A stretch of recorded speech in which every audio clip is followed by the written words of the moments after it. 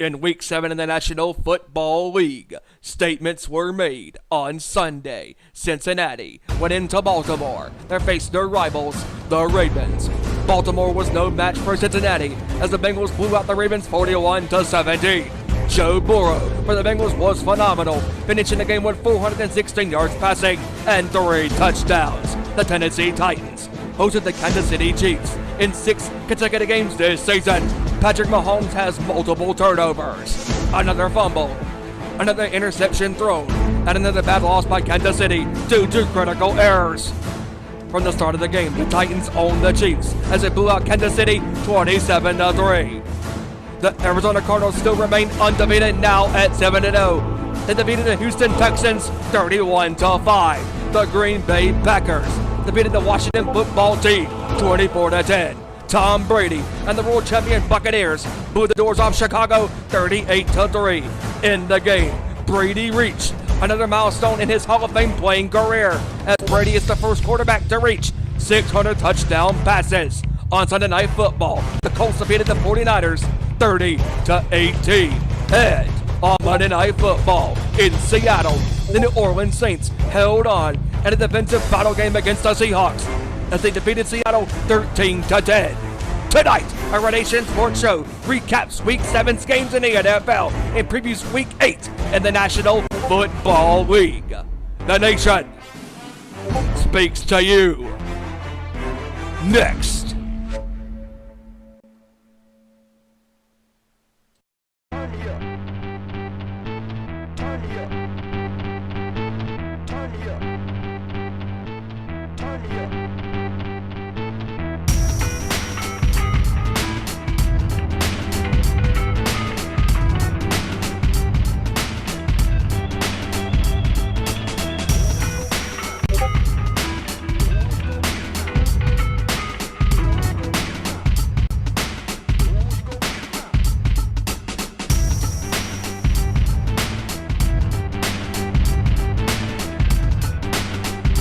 From the gridiron to the court, talking all that is sports. Members of the Bunch of the Nation bring to you our Nation Sports Show.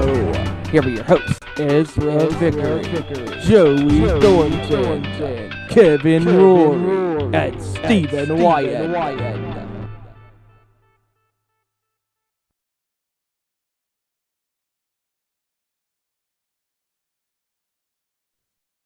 All right,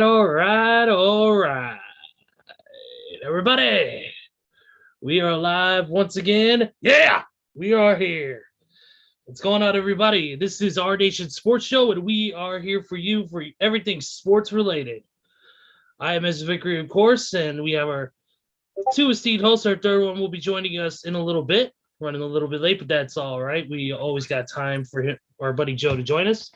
We'll get to our introductions here in just a minute. Of course, it's all about the ways you can follow us and interact with us first. Of course, first is our social media. You can follow us on Twitter at ON_sports show. Follow us there and check out our tweets we share. If you got any comments, send us a tweet and we'll try to read them. And of course, hit us up on Facebook, on Facebook.com, search our Nation Sports Show. Get on there, interact with us there as well, like and share the page. And then, of course, our YouTube channel, youtube.com. Search Our Nation Sports Show in the search bar. Please subscribe and get us to 100 subscribers. We need to get that custom URL so we can make it a lot easier for you guys to find us. Just trust me, trying to find us could be a bit of a nightmare on that. Where there's 50 million sports shows on a freaking website. Trust me on that. But enough of my yakking. It's time to introduce our competitors for the evening, if you want to call them that. We got with us, of course, let's bring in our good buddy here, the man himself, the one, the only 49ers fan to ever appear on a sports show with two other slobs. The one, the only Kevin Rorie. What's going on, man? What's going on, everybody? All the sports fans out there, how y'all doing? All right. And then, of course, we got, as always, I say, my heavy metal brother from North Kakalaki. This man right here, the founder, the matriarch of our Nation Sports Show, and man who hates Aaron Rodgers more than the Green Bay Packers organization, Big Stephen Wyand. Stephen, what's up, man? Well, I wouldn't. Well, I guess you're correct about that, but we won't go down. We won't go down that road again. But what's up, everybody? Talking NFL, man. Week number 7 was another crazy weekend in the National Football League, and we will be talking about some of the games that happened this week. And we will also be having our favorite segment of the evening, and that is our picks for week 8. So let's put the pedal to the metal, kick some ass, and let's talk some football. Let's go. Absolutely.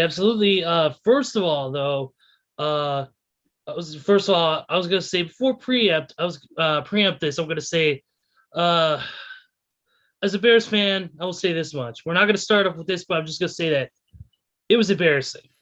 It was terrible. That week last Sunday was more deflating than a Tom Brady football in Foxborough, but I digress. Well, and before we get going, can I also talk about something that's been near and dear to my heart? I know it's near and dear to Kevin's heart and Joey's heart. He'll be joining us here in a little bit. What the band Oasis? No.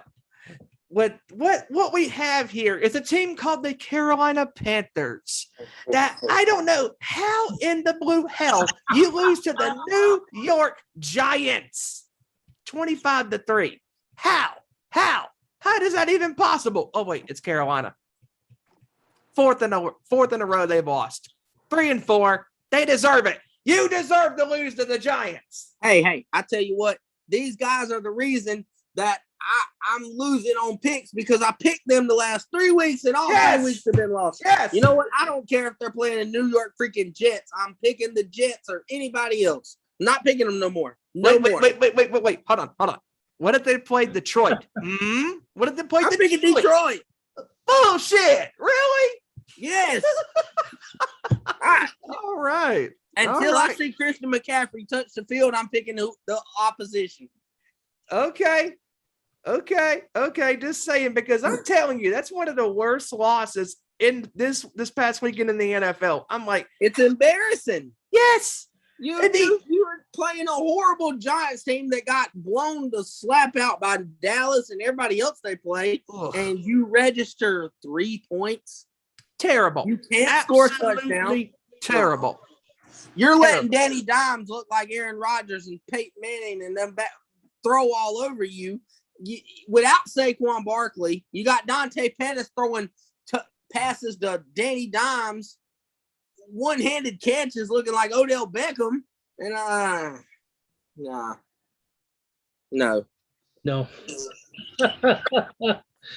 Oh man, I feel bad for any team that decides to pick the Carolina Panthers on any sort of booking websites, any sort of anything. If you guys keep losing money and you're still picking the Carolina Panthers, first of all, may I offer you some psychiatric assistance?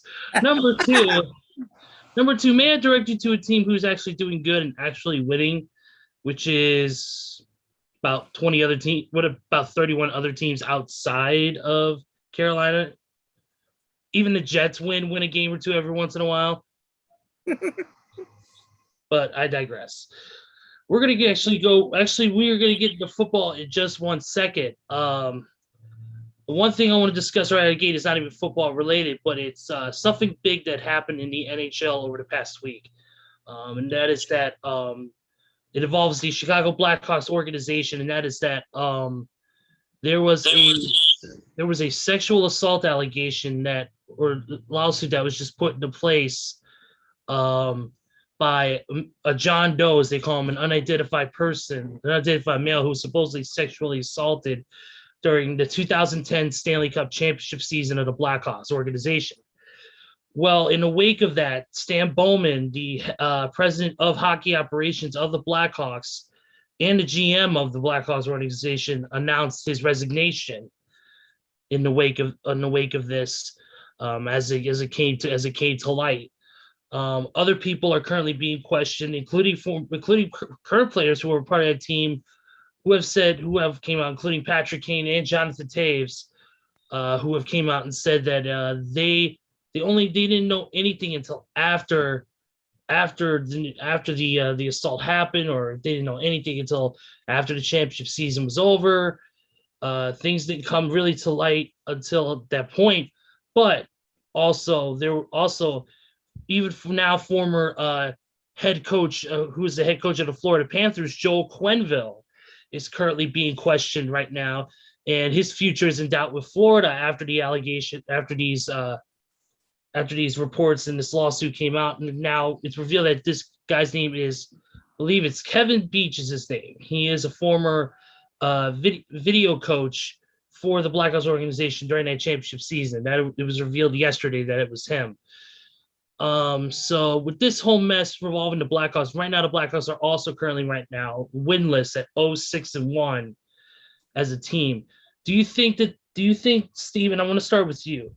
Do you think that this whole situation with the this whole John Doe, now known as Kevin Beach, and this whole sexual assault allegation, do you think this is a thing that's hindering the Blackhawks organization heading into this season? And also, what's going to be the end result for people like Joe Quenneville, who are no longer with the Blackhawks organization, but are currently being looked at by their own teams now? What do you think people like that are going to end up? I think I think that this situation is really affecting the Chicago this year. I mean, because right now they're, like you said, they're 0-6-1. They're not playing good hockey. And I think this is going to cast a dark cloud on their entire season. And I think, unfortunately, your Chicago Blackhawks are going to finish with one of the worst records in the NHL this season. And I think just everybody involved in this situation, it's not going to end well. Not going to end well for all parties. Yeah, I don't think it's going to end well at all. I think this is a really bad black eye on the organization. I know how hard Rocky Wirtz has he's not, by the way, Rocky Wirtz, for those of you who don't know, is the owner of the Blackhawks. He's put a lot of work into making that organization the dynasty that it basically is now. And for this black eye to appear on the organization, especially when they're on kind of a rebuilding season after several other players either got traded or retired the past couple of years, and they're trying to get back to some sense of a winning way. It's terrible. And now former players, current players, former coaches are being looked at and could possibly be losing their jobs because this investigation the original investigation was proven to be a shoddy, not so great investigation. Hell, the Blackhawks were fined, I believe, if I remember right, it was in the neighborhood of, I think it was $5 million for the investigation, for the failure of them really going deep into that investigation. And really, so if I remember my facts correctly, they were fined $5 million. So right. This is something that I think is a big distraction to the Blackhawks right now, especially, like I said, they're winless right now. Their team chemistry seems to not be going well. And I think this is a prime cause of that being. So it's like what it's kind of like with Deflategate with the Patriots. It's kind of like the issue Countygate with the Saints. Yep, absolutely. Any sort of scandals that are going on, college scandals, anything like that. Mm-hmm. It's always a distraction. And I think it's going to be a while before this gets resolved because there's there's going to be a lot of people that are currently investigated. But I wanted to get that out there. I wanted to talk about that for a brief second because it's something in the sports world that we as sports fans, if we don't talk about it, it's like we're not doing our job. Right. Even if some of us may not have the knowledge of hockey, it's a big time issue. And when the news broke the other day when it happened, I was like, wait, what? You mean to tell me that the team that went on this run in 2010 and defeated the Philadelphia Flyers in the Stanley Cup and had that magical run to the championship? I mean, you never know. Stuff like this happens, and sometimes these issues come out years and years down the road. Absolutely. This is going to be a long trickle-down effect, and we'll see how this plays out. Absolutely. Throughout the next coming weeks and months of the season. But on a lighter note, let's move into what happened this past week in the NFL. And of course, like I said, our buddy Joe will be joining us hopefully shortly to talk with us and hopefully get into sports with us soon. Let's get into a couple of good games first. Let's talk about what we just mentioned, and that is that the Carolina Panthers, a team that we all picked last week in a sense. Again. We got to talk about it. 25-3, the Giants basically blew them out of the stadium. let's look at my favorite thing, the stats, shall we? Since I'm actually trying to be a real stat man, I'm like, no, I'm not even gonna go there. Sam Darnold for the Panthers was 16-25 on 112 yards and an interception before he was pulled, and PJ Walker was put into place. He was 3 for 14 for 33 yards. And then, of course, you have Daniel Jones, who had 23 for 33, 203 yards and a touchdown. And then Dante Pettis, who was 1 for 1, 16 yards. And then, of course, Darius Slayton had a great game. So did Evan Ingram. So New York Giants played pretty well against a Carolina team that just seems to be self-destructing before our very eyes. So, with that being said, I'm going to bring it to the man who's been more critical of this since he picked the team to win, and Mr. Kevin Rorie. The floor is yours, good sir. I have nothing left for Carolina. They suck. They're trash. And there was an old saying a long time ago that said they are who we thought they are. Correct. They are the Panthers. They are trash. Their offense is trash. Sam Darnold, you're talking about your quarterback supposed to be your savior, and he couldn't even get the job done in New York. He couldn't keep his job in New York. What makes you think he's going to keep his job in Carolina, in Charlotte? Like, you pass up on Justin Fields and Mac Jones for this guy who sees ghosts every time he turns around? Oh, please. Legion of Boom. This defense has maybe the Legion of dog crap, because they can't. How do you let Daniel Jones throw all over you when the Cowboys made Daniel Jones look horrible? And I'm not even a Cowboy fan, but this is embarrassing. You get your butt spanked, and you don't got Christian McCaffrey to sit there and be your savior and say, please help us, run the ball, play every single snap and get hurt again. Please, you don't got him now. And DJ Moore ain't doing nothing no more. You got the receivers like we just talked about out there throwing Daniel Jones passes because they're laughing at the Carolina defense like, oh, they're so bad. Let's have Daniel Jones run a route and throw a pass to him and catch it one-handed. That should be disrespect.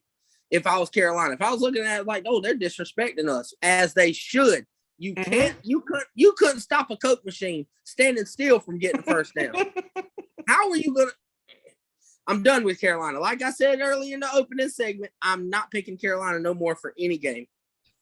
They can play Bishop Sycamore, and I'm picking Bishop Sycamore. They can play the Monday Night Raw creative team, and I'm not picking Carolina to win the game. Easy. No. Come on, Steven. We know Carolina, they, I don't even want to say it. I was going to say that Carolina, unfortunately, when it comes to their team, I think the Raw creative team has a better chance. Unfortunately, I think you're right. As long as Vince ain't in the building, we're fine. But that's a whole different show. Damn it. So, yeah, damn it. But we'll get to that later. Actually, we'll get to that on the show Saturday, but that's a whole different ballgame. Correct.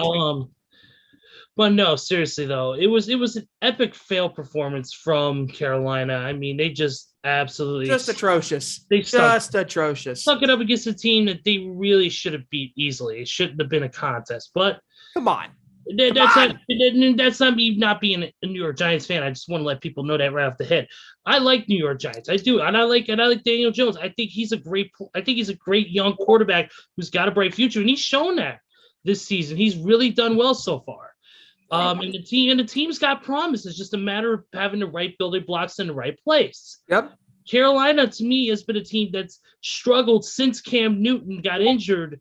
And I think it's been since that car accident. Ever since that car accident that Cam Newton was involved in, it seemed like his play went down, then he left, and then the overall team just went down and left. They lost players to injury, trades, and the team just hasn't been the same since. They're a team right now that I think is in rebuilding mode, and that it's going to be a while. They've been on this slow downward spiral, since Cam and then lost that Super Bowl, in my opinion, back in 2016 against the Broncos in Super Bowl 50. I mean, that game, and then after that, just this trend of losing and not having consistency for Carolina has just been going down. And I mean, just they started out pretty hot, 3-0, and then they've lost these last 4 games, and they're losing to teams that they should be beating. I mean, the Minnesota Vikings are one of the most up and down teams this season in the National Football League. Agree. And you should be beating the Giants, but by God, that's one of the worst losses I've ever come across this season. Like, I was just flipping through the games. I'm like, how are you losing to the Giants? And the crazy thing is they started out 3-0. They started out pretty decent. Like, okay, you got the feel from the first drive. Carolina might win a little easy. It might be a low-scoring game, but they might win. But to me, the most controversial decision I thought that the organization did was when they fired Ron Rivera. Because after he left, he goes to Washington for 1 year and takes them to the playoffs. Yep. And this guy you bring in, sure, he had a decent his last season at Baylor, I believe. He went like 11-1, something good. But the year before, he went 1-11. 1-11 at the collegiate level. Terrible. What makes you think Nick Saban couldn't even keep a dominant record in the NFL when he went to Miami to coach? Absolutely. You see what Urban Meyer's doing. So what makes you, who was a dominant collegiate coach, by the way. So what makes you think that Matt Rule is going to be their coach, the best coach they've had? That's where, to me, it started really spiraling. Like, it went straight down the toilet after that. Right. Yeah, that's what it seemed like to me. I agree with that 1,000%. Now that we're done basically trashing Carolina and dragging them through the mud. You deserve it! I know they do, but we're going to go ahead and move out of that subject because really we could spend the whole show doing that. But then again, we have to include the Jets.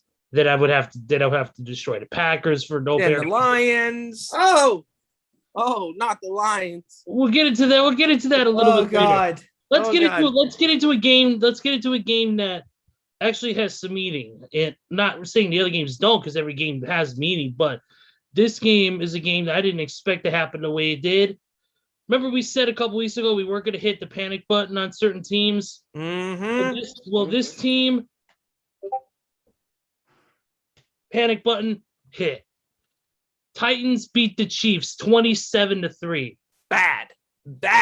Another bad loss by Kansas City. I mean, these critical turnovers are coming at the worst opportunities that can possibly happen, and drives in the red zone, drives on the other team's side of the field, on their end of the field. And granted, some of these interceptions thrown by Mahomes are not his fault, because it is the receiver's job to catch the ball. But at the same time, the interception goes on the stat sheet, so it counts against Patrick. And just terrible turnovers, the fumbles, the interceptions, the blown defensive coverages by Kansas City against Tennessee.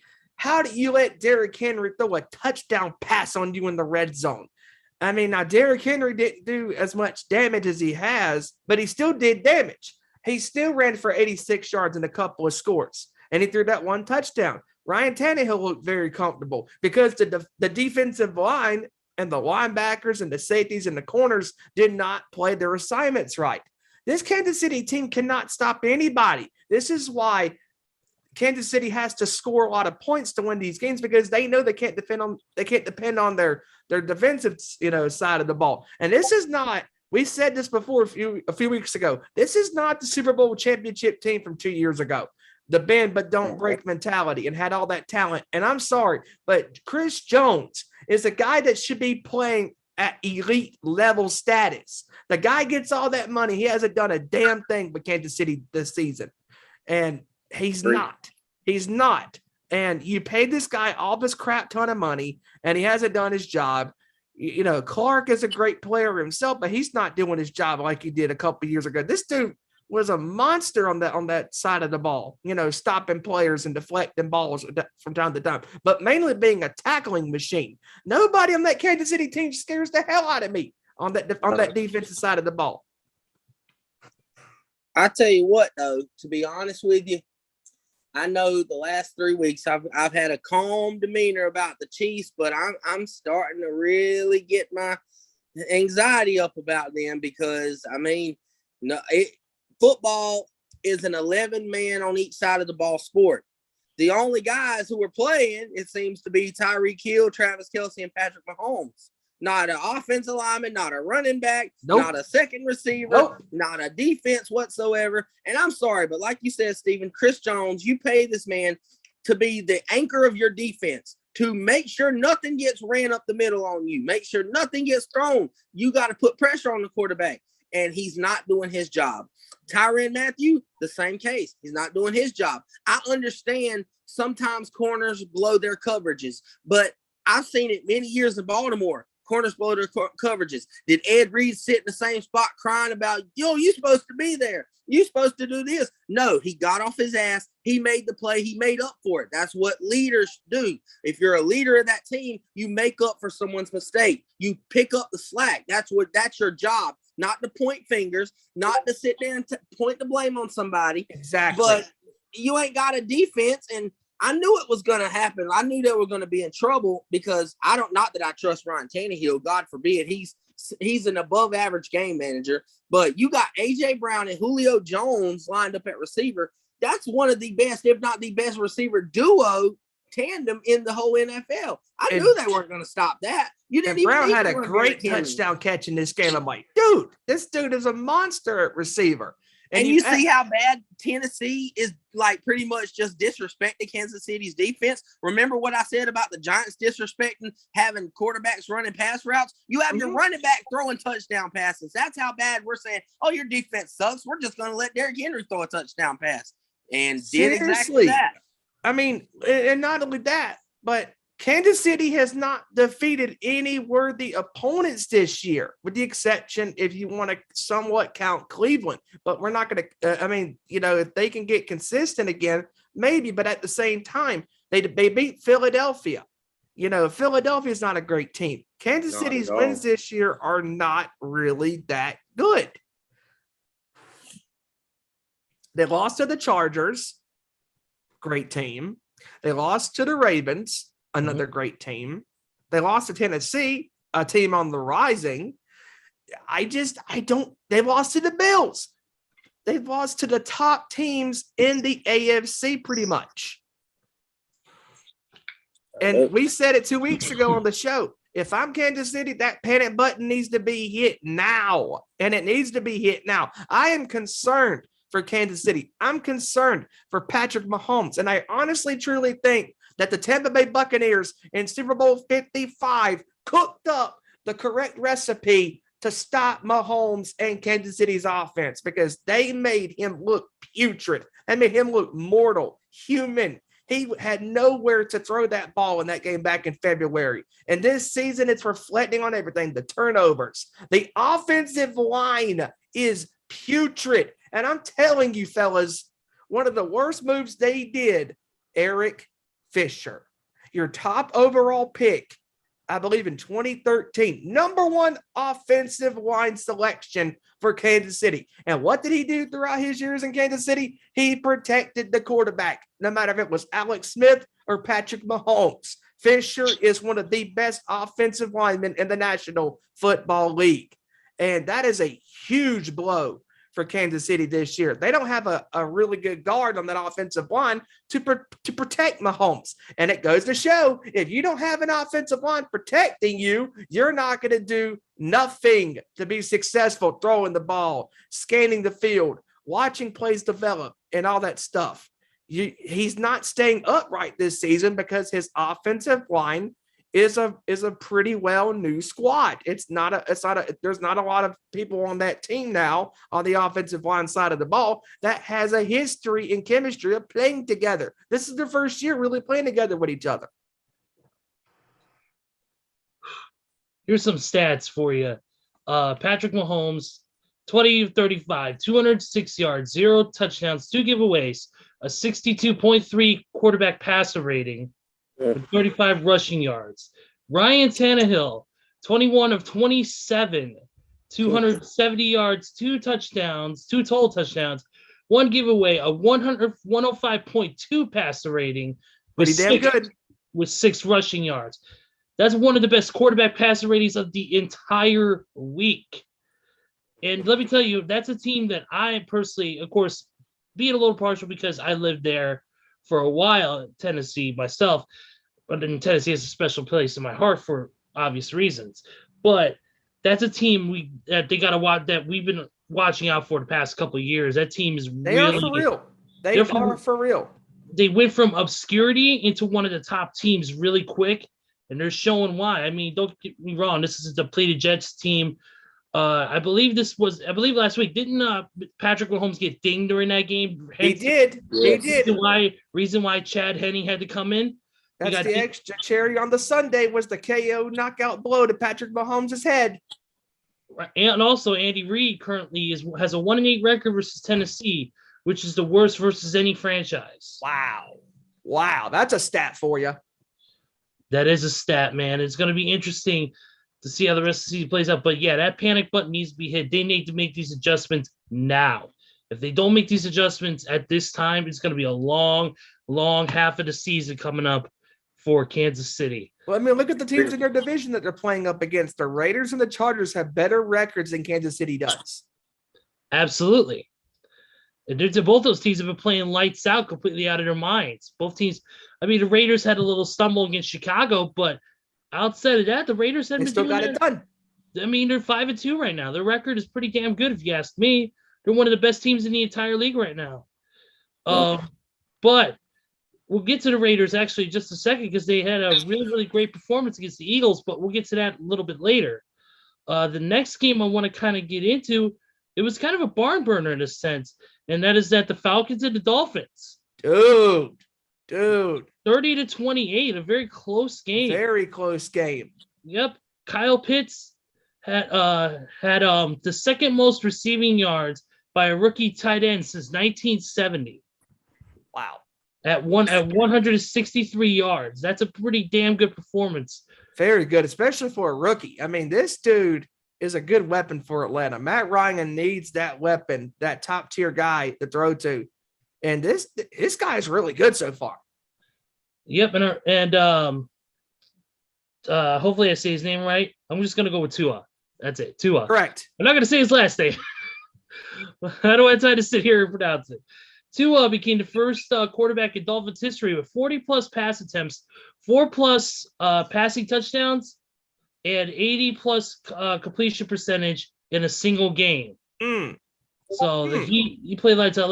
And here's some actual full stats here on that. And that is that Tua, 32-40, 291 yards, 4 touchdowns, 2 picks. Hence the reason why the Falcons stayed in the game. And hence why Atlanta won the game. Yeah. And Miami lost. Yeah, Miami lost. Hence why Atlanta won that. Is those 2 picks were so crucial. Matt Ryan had a hell of a game, though. 25-40, 336 yards, 2 TDs, and a pick. So we're looking at of course, Cordell Patterson had a touchdown on 14 carries, 60 yards. Like I said, Kyle Pitts had a hell of a game. Russell Gage, four receptions for 67 yards and a TD. This is a pretty good performance for Miami, believe it or not. And Tua really, really gave a great performance. You know, like I said, those picks were crucial in the end.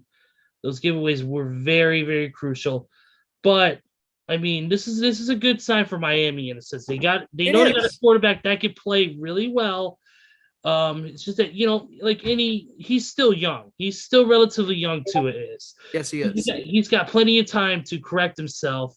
And nobody's expecting Miami to make any splash. Come on, they look at who the quarterbacks were beforehand. I mean, come on, one of them was fucking the quarterback for the Bears, the interception king himself, Mr. Jay Cutler. Right. So I can't really say much. But to me, I think this is the right start for the Dolphins. They got a quarterback that can play well. They just need to get all the other pieces together, and the quarterback has got to not make critical errors when they need not to happen. But then again, that's all a part of learning. It's all part of learning and building your confidence as a player. Absolutely. So, but I mean, you can't mistake Matt Ryan in Atlanta. I mean, they're at a 50-50 record. But Matt Ryan proved once again why he is a great quarterback. I mean, he is. A lot of people don't give him credit because of what happened with the loss, and everybody gives him shit about the Super Bowl thing. But Matt Ryan, to me, is an elite quarterback. He is. He's proven that time and time again. It's just that his team is just not very well put together, especially when they lost some critical players and they through trades, and it's just been, to me, I wouldn't say rebuilding, but they just have to restructure a few things in order to get to that next level. And they had a great game and a great performance. Kevin, your thoughts? To me, like you said, in my opinion, I believe Atlanta's trying to be on the verge of the rebuild, because in the last season, you literally just give away Julio Jones on a silver platter for nothing. Maybe a 6th-round pick or a 4th-round pick, something like that. Yeah, it was a terrible trade. Terrible trade. Instead of getting something you need defense. Matt Ryan was putting up 400 yards a game at a certain length of games last season, and they were getting blown out because their defense is not good at all. So instead of like going in the draft and trying to keep Julio and draft some defensive players to like Michael Parsons or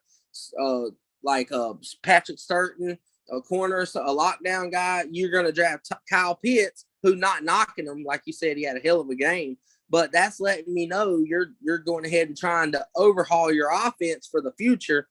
And as far as the Dolphins, man, from the rumors I've heard, their organization they're on a downward spiral.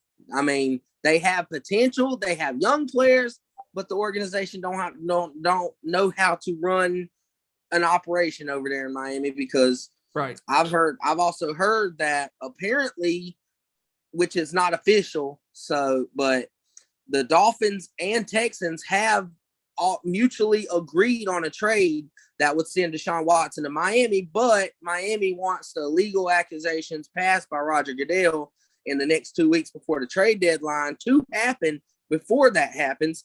And that's telling you right now, hey, Tua, just wait on it. In 2 weeks, we're going to get rid of your ass, but we want you to play good until then. Like, you don't want to tell, like, if I was Tua, I wouldn't play. And if that was true, I wouldn't play another snap for Miami. Like, agreed. You completely are like disrespecting me. Like, oh, I don't want you. I just want a guy who's got all this legal trouble. I think he'd still be a better quarterback, whether he's suspended or not.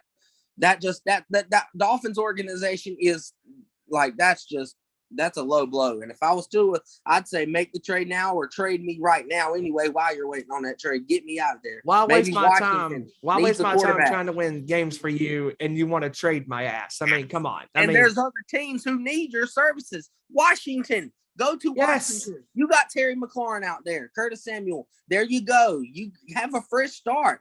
Get away from that organization. It's a cancerous organization. Miami might be the worst team by next year if they don't get their shit together under the organization. It's not working. I don't trust them. I don't either. But you talked about trades, and when we talk about the New Orleans Saints game, there was a trade that was made earlier this week. Yes, there was. They reunited two old buddies together, and we'll talk about that a little bit in just a few minutes. But we're going to get to our next game on the docket. We're going to talk about, you know what, guys, I always do the next, I always give you guys the pick of that game. Steven, since you are the matriarch of this show, why don't you pick the next game we talk about? Well, the game that I think shocked us all, because we all picked against them, I think, except for Joey. Speak of the devil. There he is. Against who? Look who has arrived, ladies and gentlemen. Yeah. The other quartet of the other quartet. Steven. So I'm finally here, boys. I am so sorry. No, you're good, brother. You're good. Hey, better late than never, brother. But the game that I want to talk about, because I know you're wrong. The game I want to talk about, I'm not sure who picked them last week. I think we all picked against them. Okay, no, we're not talking about Carolina. No, I'm not talking that. That's already been Joe. That's already been discussed. Say it, because I know who you're talking about. I was the only one to pick them. We're talking about Cincinnati. I picked them. I picked them Cincinnati, 31-20. Kevin, you're the one that picked them, dude. I was on the verge of picking not just Cincinnati, but I was on the verge of picking Tennessee. Damn it. I had a chance and I You blew would have it. had a perfect record on that one. Yep.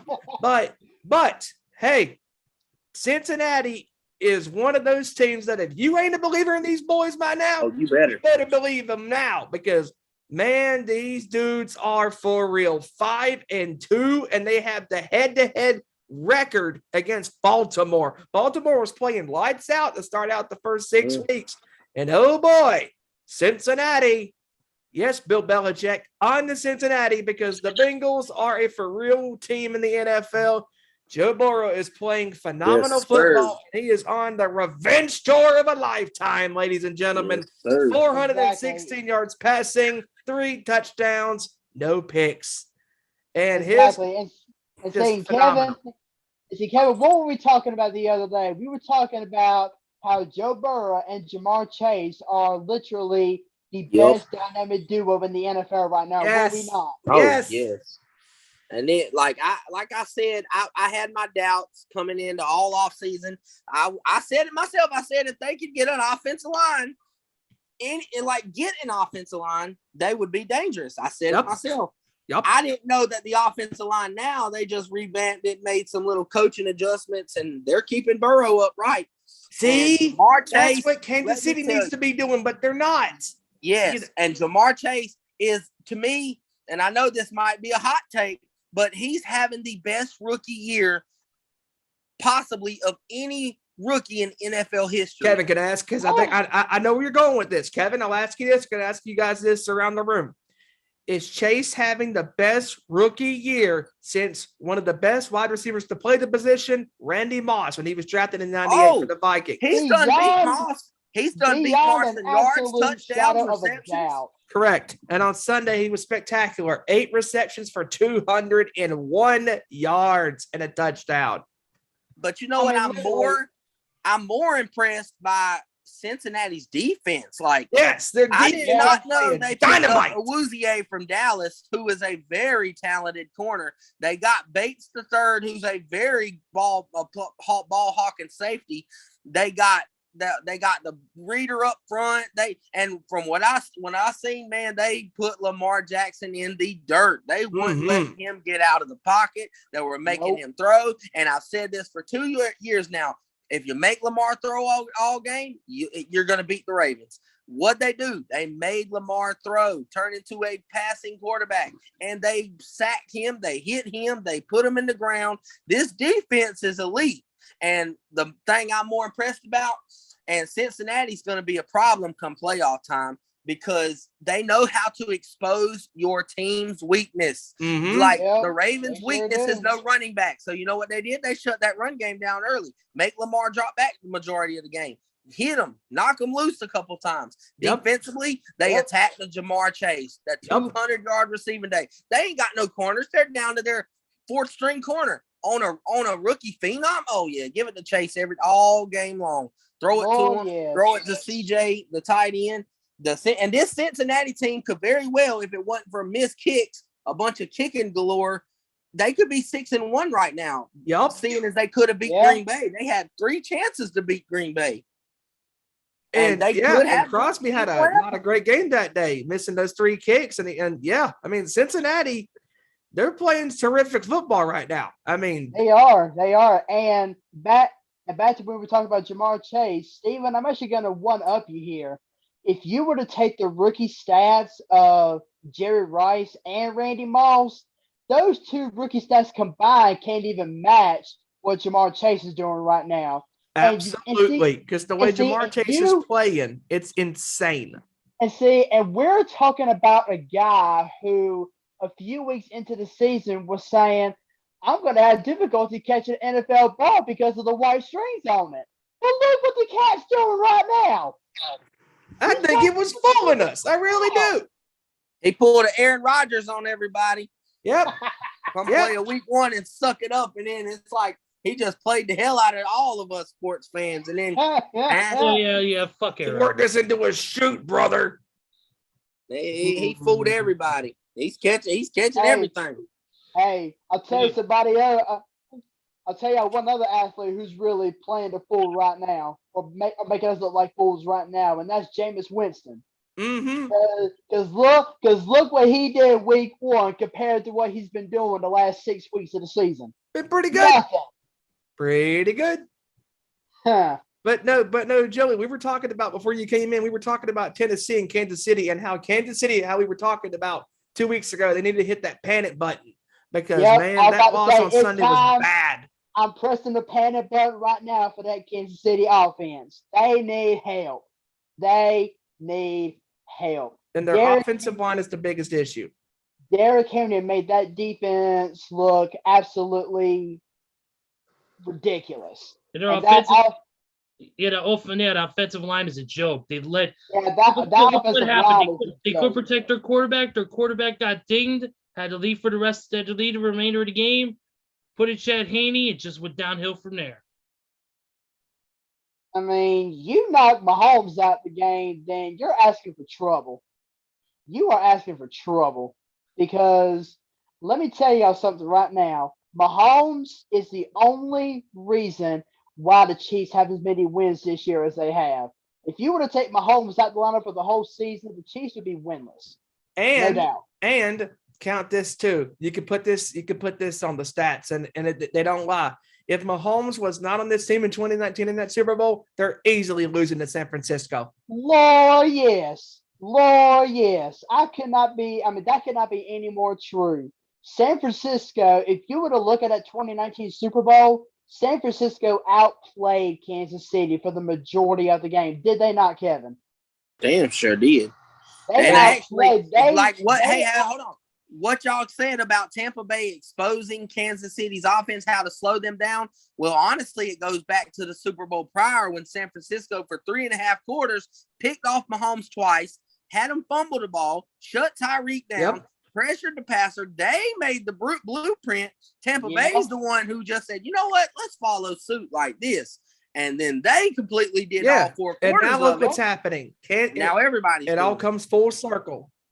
Kansas City is not playing at an elite level right now, and they should be concerned about their team because, I mean, we keep harping back on it, but this offensive line, getting rid of Fisher was one of the worst moves you can make on any football team. He was drafted overall number 1 in 2013 by Kansas City for a reason.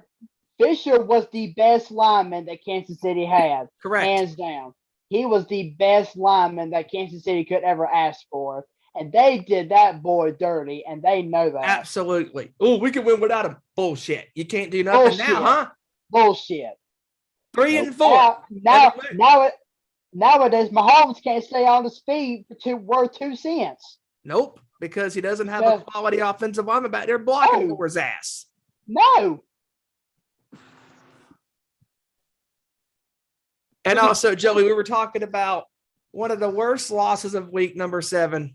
Dear God, the Carolina Panthers losing to the Giants. How? Steven, we already took the trash out. Don't bring it back in. Hey. Notice who the quarterback is for Carolina.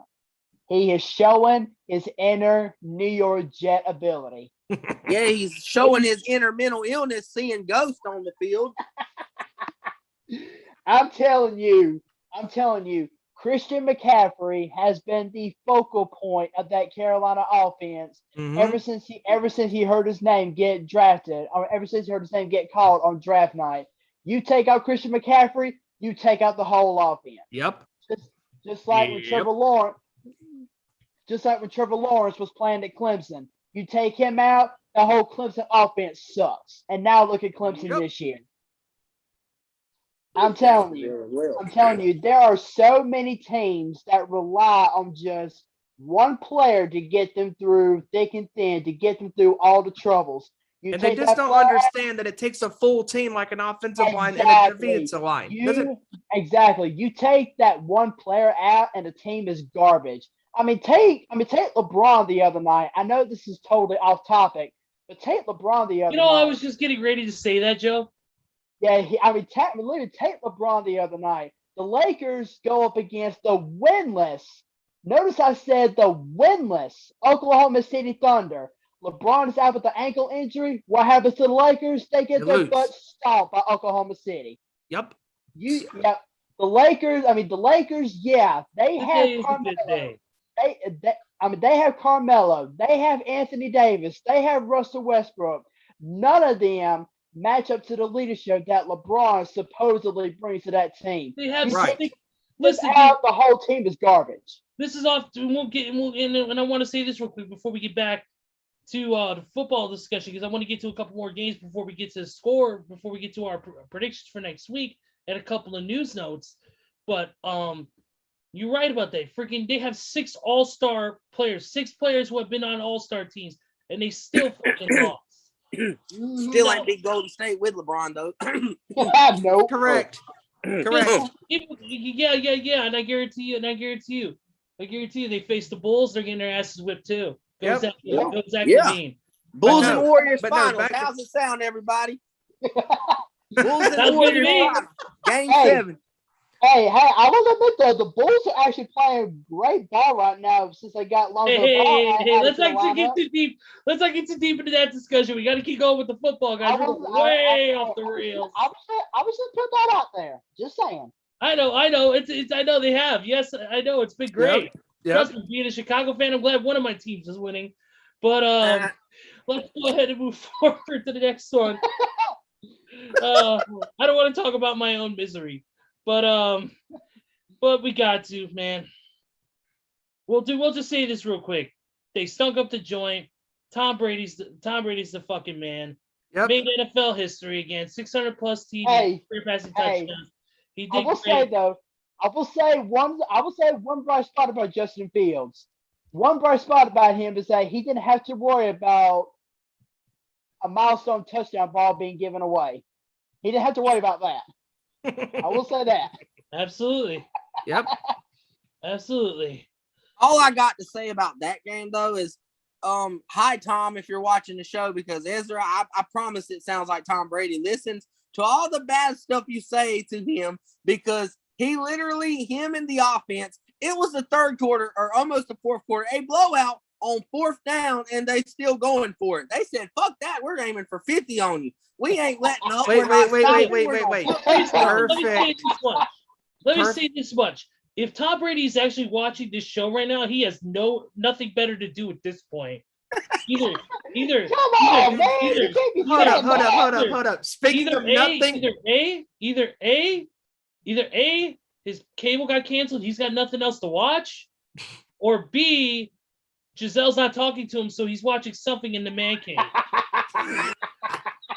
Damn. and speaking of nothing better to do, I tell you who has nothing better to do. That's Bill Belichick. You know what? Let's blow the New York Jets out of the water once again, 54-13. Oh my They goodness! could have stopped at 40. They said, fuck it, I'm your owner. I'm giving Fuck it. 54 on you. We're dropping 50 on you. Man, that's the most points the Jets have allowed in years. Oh my God. I mean, Why is that 54 to why is that 13. actually surprising? I'm surprised they ain't give up 50 sometime this year. Other than I that. know. I mean, my Listen, goodness. Steven, listen to this stat. The Patriots had their most points in total yards, which is 54 points and 551 total yards, in a game not started by Tom Brady since week 2 of 1979. Holy And shit. you know who they faced in that game? The Who? Jets. The Jets. God, I know it. Why It all was I comes not full surprised? circle. It all comes full circle, guys. Patriots have won 12 straight games and have outscored them 378 to 133. Damn. Damn. Let me see if there's anything else real quick before we get to any more stuff.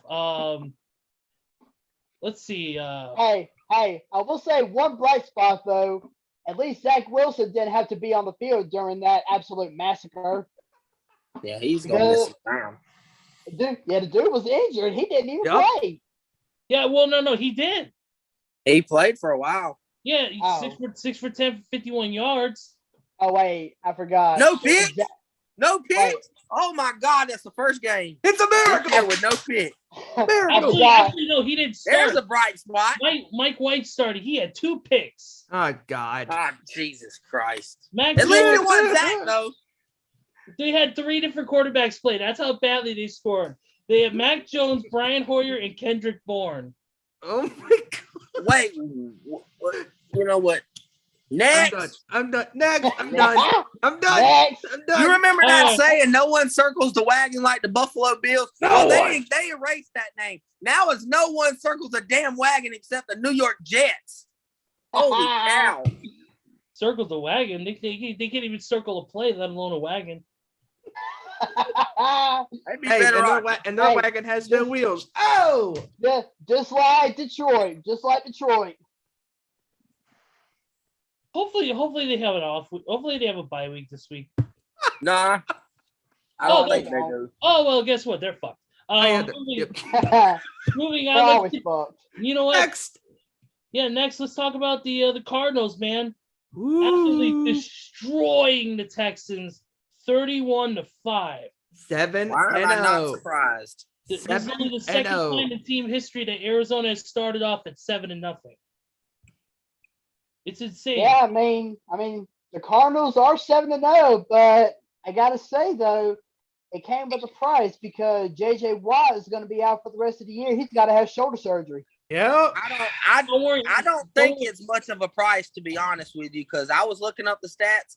He's had one game this year that has been noteworthy, and that was 2 weeks ago, and he had 9 tackles and 1 forced fumble and 1 sack. On the year, no other sacks have been recorded, no other quarterback pressures. I don't think his loss is a lot. I said it last year, this Arizona's team, their defense is young. They're building. They got Buda Baker back there. They got Chandler Jones. They got a nice little young squad. I mean, it helps to have JJ's experience, but he's not a difference maker for him. He hasn't been all year, and they've been 7-0. Yeah. Kevin, you were mentioning about DeAndre Hopkins. You weren't sure if he was going to play this week. Yeah. Well, according to a report from Adam Schefter, is that he is expected to play barring no pregame setbacks. Oh, good. Okay. That's been the good. major factor is that offense Arizona's had, not the defense. Their defense is holding stout. They're an elite defense, but it ain't because of JJ. The main factor is Kyler Murray slinging the damn ball and is actually looking like an MVP leading candidate at this point. A guy like he's slinging the ball to Hopkins. He's slinging the ball to Kirk. He's slinging the ball to Edmonds. He's getting the ball out like to Connor. Their offense is running circles around teams. Makes it easier for your defense. Your defense don't have to be on the field as long. Don't forget about their newest addition, Zach Ertz, too. Zach Ertz. I agree. Zach Ertz. Yep. There you go. That's a great addition. Losing JJ is not going to be that bad. He had 3 catches for 66 yards. 5 target. He was targeted 5 times. So that was pretty good. So that's pretty good for the guy who just came to the team. Kyler Murray at 20 for 28, 261 yards, 3 TDs, and only 1 pick. So pretty good performance. Pretty great performance there from Kyler Murray once again. You see, and let me go back to what we've been talking about over the last few weeks. We've mentioned over the last few weeks that quarterbacks do not need to throw over 50 pass attempts in the game. Correct. Let me ask y'all, have we seen Kyler Murray even approach 50, much less 40 in the game this whole season? Not really. No, we haven't. Nope.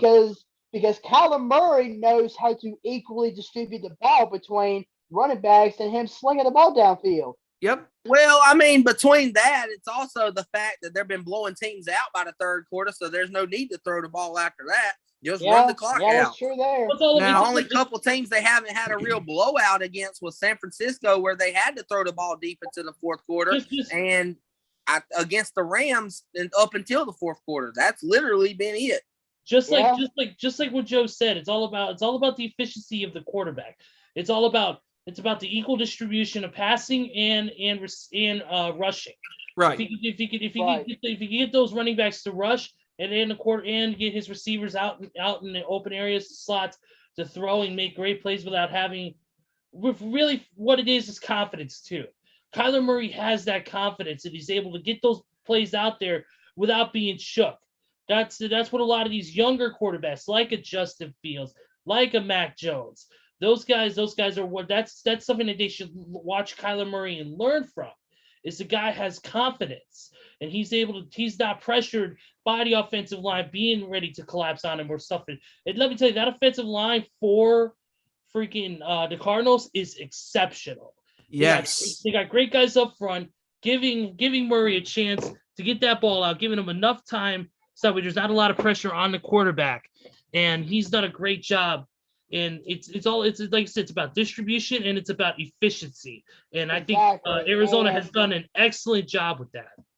Exactly. And another thing about Murray is that Murray he can also be seen as a dual threat. He knows how to run the ball, but lately he doesn't even have to run the ball because that offensive line does such a great job to where Kyler Murray can stay in the pocket all day long if he wants to and still have enough time to sling the ball downfield.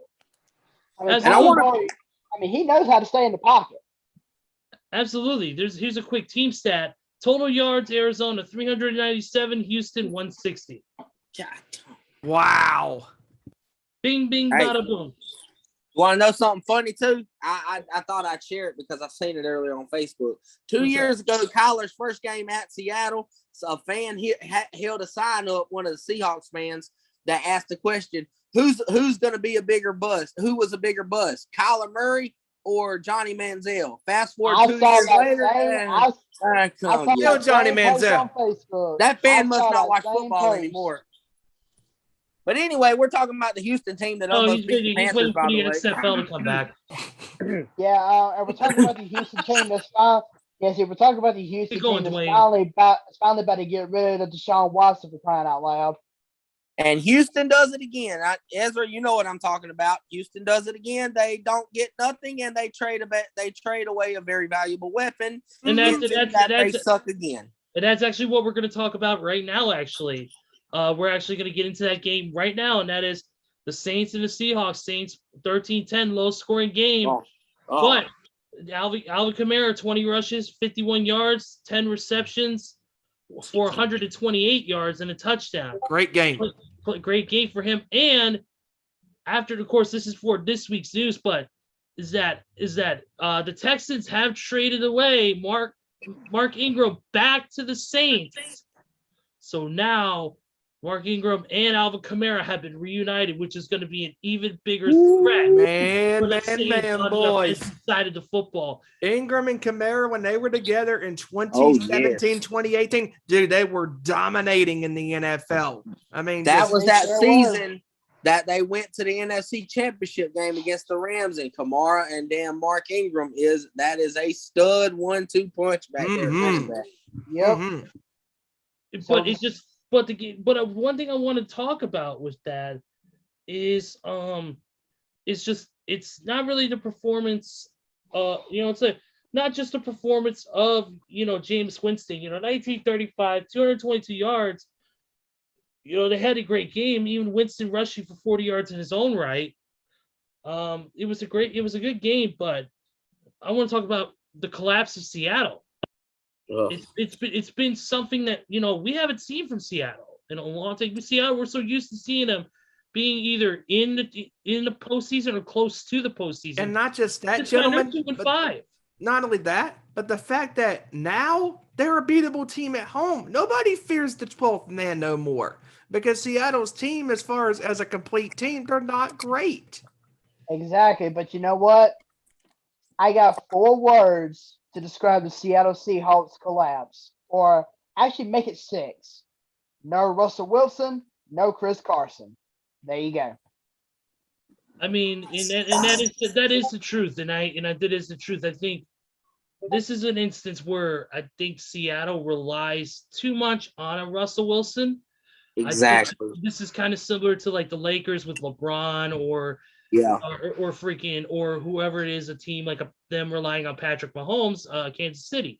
It's a very similar process in that I think they rely too much on the single 1 or 2 players that are going to make them, and that's what it was the past couple seasons. I mean, don't get me wrong, Tyler Lockett is a great receiver. He's one of the best in the game. But to me, I think they're relying too much on Russell to not only get the ball out there, but they're also relying on him to make to rush, make these plays. They really need to distribute the ball better to receivers and rushing. It's what we talked about with Kyler Murray. The reason why Kyler Murray was so successful is because of his efficiency with throwing the ball, not throwing too many passes and making them count, but also the distribution of being able to get the ball being able to have the running backs rush the ball, but also be able to allow his receivers to be able to get targeted and get catches. So it makes sense. And I think Russell, him being a rushing quarterback, I think sometimes he relies on that a little too much, but I also think the team is relying on him a little bit too much. Right. I agree. And when I say, let me rewind y'all fellas back about 8-9 years. This Seattle team was built for success. Why? Not off of Russell Wilson. They built a defense, the Legion of Boom. They built beast mode, Marshawn Lynch. They was a West Coast zone run team. They ran the ball. They pounded the ball. They pound it down your throat. They play defense. They stop you. They hit you in the mouth. They get the ball back. They didn't depend on Russell Wilson. But now it's like a shift since 2015, 2016 to where our defensive guys are going away. We're going to turn into an all-passing team. Hence, as Russell Wilson's going to be our rock, he's going to be our only threat. We're going to put our trust in our franchise in his hands. So with this injury, it really bugs them because their defense is already horrible. Piss poor defense. They can't stop the run. They can't stop the pass. That is a disgrace to be a defense following behind the Legion of Boom defense of 2013 to 2015. It's a disgrace. They also can't run the ball. Their offensive line can't open any holes to run the ball. Chris Carson is okay, but even back in the day, Chris Carson was on that team with Marshawn and them. He got no playing time. That lets you know how good their backfield was and that running game was back then. Now they have none of that. They have Russ's arm and Tyler Lockett's legs, and without Russ's arm, Tyler Lockett's legs ain't worth a crap without Russ. And it go in the show. Absolutely. I agree 1,000%. Absolutely. Yeah. I agree 1,000% on that. And that was our last score for this past week. Now, let's get into the moment that everybody's been waiting for, ladies and gentlemen. It is time for our weekly NFL predictions this week for Week 8. Jets by 30.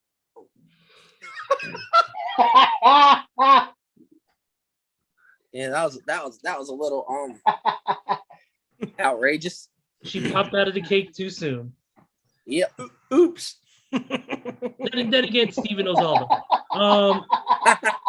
He knows about the cake popping out too soon, if you catch my drift. But anyways, let's go. Let's start it off, guys. Let's start off with tonight's game, which should be an absolute banger. Packers, Cardinals, State Farm Stadium. Quick couple notes. Like we said, DeAndre Hopkins is active tonight, but Packers are without three key players: Adam Lazard, Devontae Adams, and believe it is Scantling. I believe is his last name. Yeah. They're without their top three wide receivers. Yep, Marquez Valdes-Scantling. He's out too. So with those three players out, it's going to be interesting to see how the wide receiver core. Because now, look, to me, the only real big wide receiver in that whole thing is Randall Cobb. That's pretty much it. So you guys' thoughts? You know what? Not thoughts on the game. Let's just get to the scores. I keep forgetting this is Week 8. Let's do it. I'm going to go with the Cardinals. I think this is going to be more of a shootout. I think it's going to be 31-28. Cardinals over the Pack. I'm going to go with the Cardinals 27-24. Nice.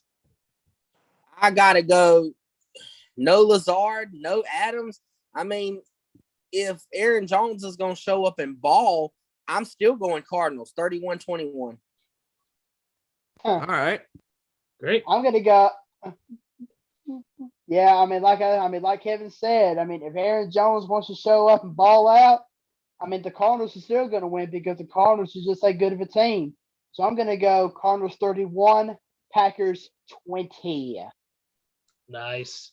That should be a hell of a game. Of course, that'll be on Fox and NFL Network, wherever it's available. But let's go to the first game on the Sunday docket, which is Oh, Oh no. Bengals versus the Jets. Bengals by 50. I'm calling it right now. Bengals. The Bengals. I'm gonna go Bengals 34, Jets 3. All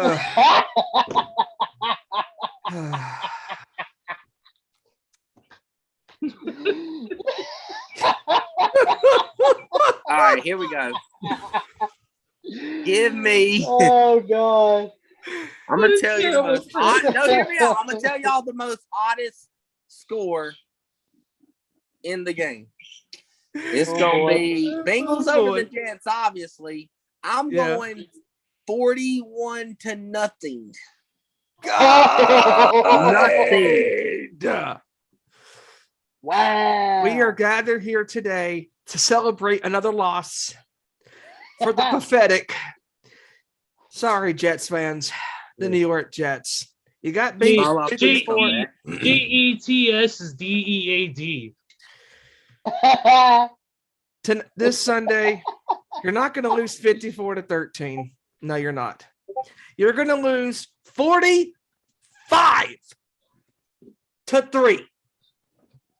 Okay. Not totally outrageous. Not in any way. All right. Next game. Wait, Ezra, what's your score? I said I'm gonna go. I said 34-3. 34. That's right. Sorry. Gotcha. I'm gonna go 41-6. Oh, you're being generous. You said 41. I'm being a little They'll get the generous. touchdown but miss the kick. Okay. Either that or 2 field goals. One surprise. Then again, they're not Cody Parkey, so whatever. Okay. Yeah. Mm-hmm. I don't even want to remember that. That was a horrible day. Next. Titans and the Colts at Lucas Oil Stadium. Derrick Henry has had 119.7 yards rushing per game in 6 games as a starter versus Indy. I'm going to go with Tennessee in this one. It's a defensive game. Divisional game. I'm going to go 24-14 Tennessee.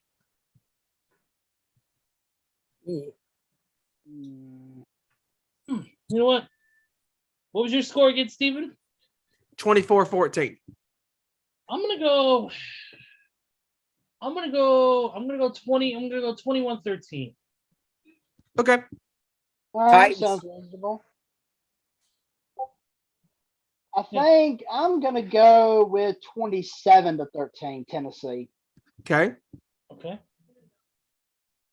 I'm going 20-17 Tennessee. Whoa. Right. Whoa. Okay. He's going a nail biter. Nice. It's a divisional game in Indianapolis. We have some of the divisional games are some of the most competitive ones, so look out. There you go. Don't forget the Colts have Darius Leonard, and that boy's been tearing it up this year. Don't forget Buckner. Yeah. Buckner shuts that middle down. Absolutely. We can't forget about Indy and how good some of their players are. But let's move forward. Next game. Oh boy, another slaughter. Rams and the Texans. Oh God. Oh God. But here's the thing. Matt Stafford, 0-3 record versus Houston. That doesn't matter this time. 38-10 LA. But curses do follow people though. Yeah. Anything's possible in the NFL. We've seen it before. But I am picking the Rams. I'm going to go 31-10. Okay. I'm going to Rams. I'm going 29-9. Okay. Okay. Yeah, I'm actually kind of torn right now between the score for this one because we all thought that the Rams and Detroit game was going to be a slaughter, but I gotta say Detroit actually kept it close right there at the end. They only lost by 9. So, and I know this is Houston we're talking about. Houston is far less worse than Detroit, even though Detroit is winless, and Houston may have wins. But Detroit, by far, is a more talented a more talented team than Houston. Oh, hell So- yeah, definitely. I'm Yes. gonna go.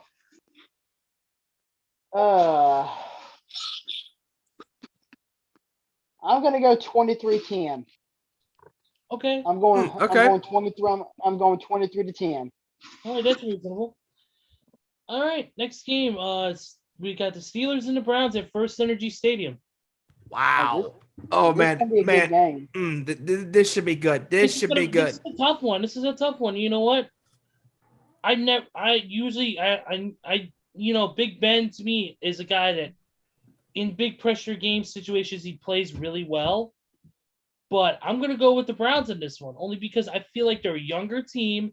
They're gonna be hungry, especially after losing Baker Mayfield. I think while that is a big hit for them, I think that this is not going to deter them. This is not going to deter them from their winning ways. I think they're still going to keep going. It's going to be a close one though, because Big Ben is still good. He's still good. I'm not doubting him by any stretch of the imagination. So I think this is going to be a good one. I think it's going to be 28-24. Wow. Ooh. I'm going to make it's going to be a close one.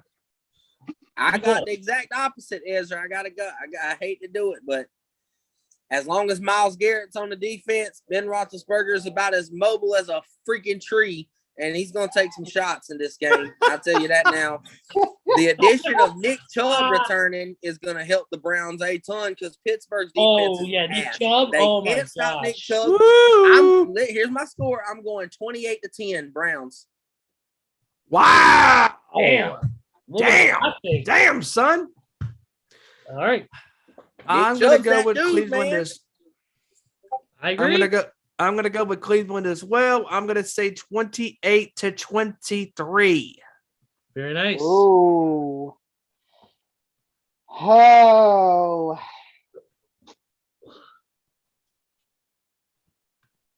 This is going to be the game. This is going to be the game that I'm going to go against the grain here.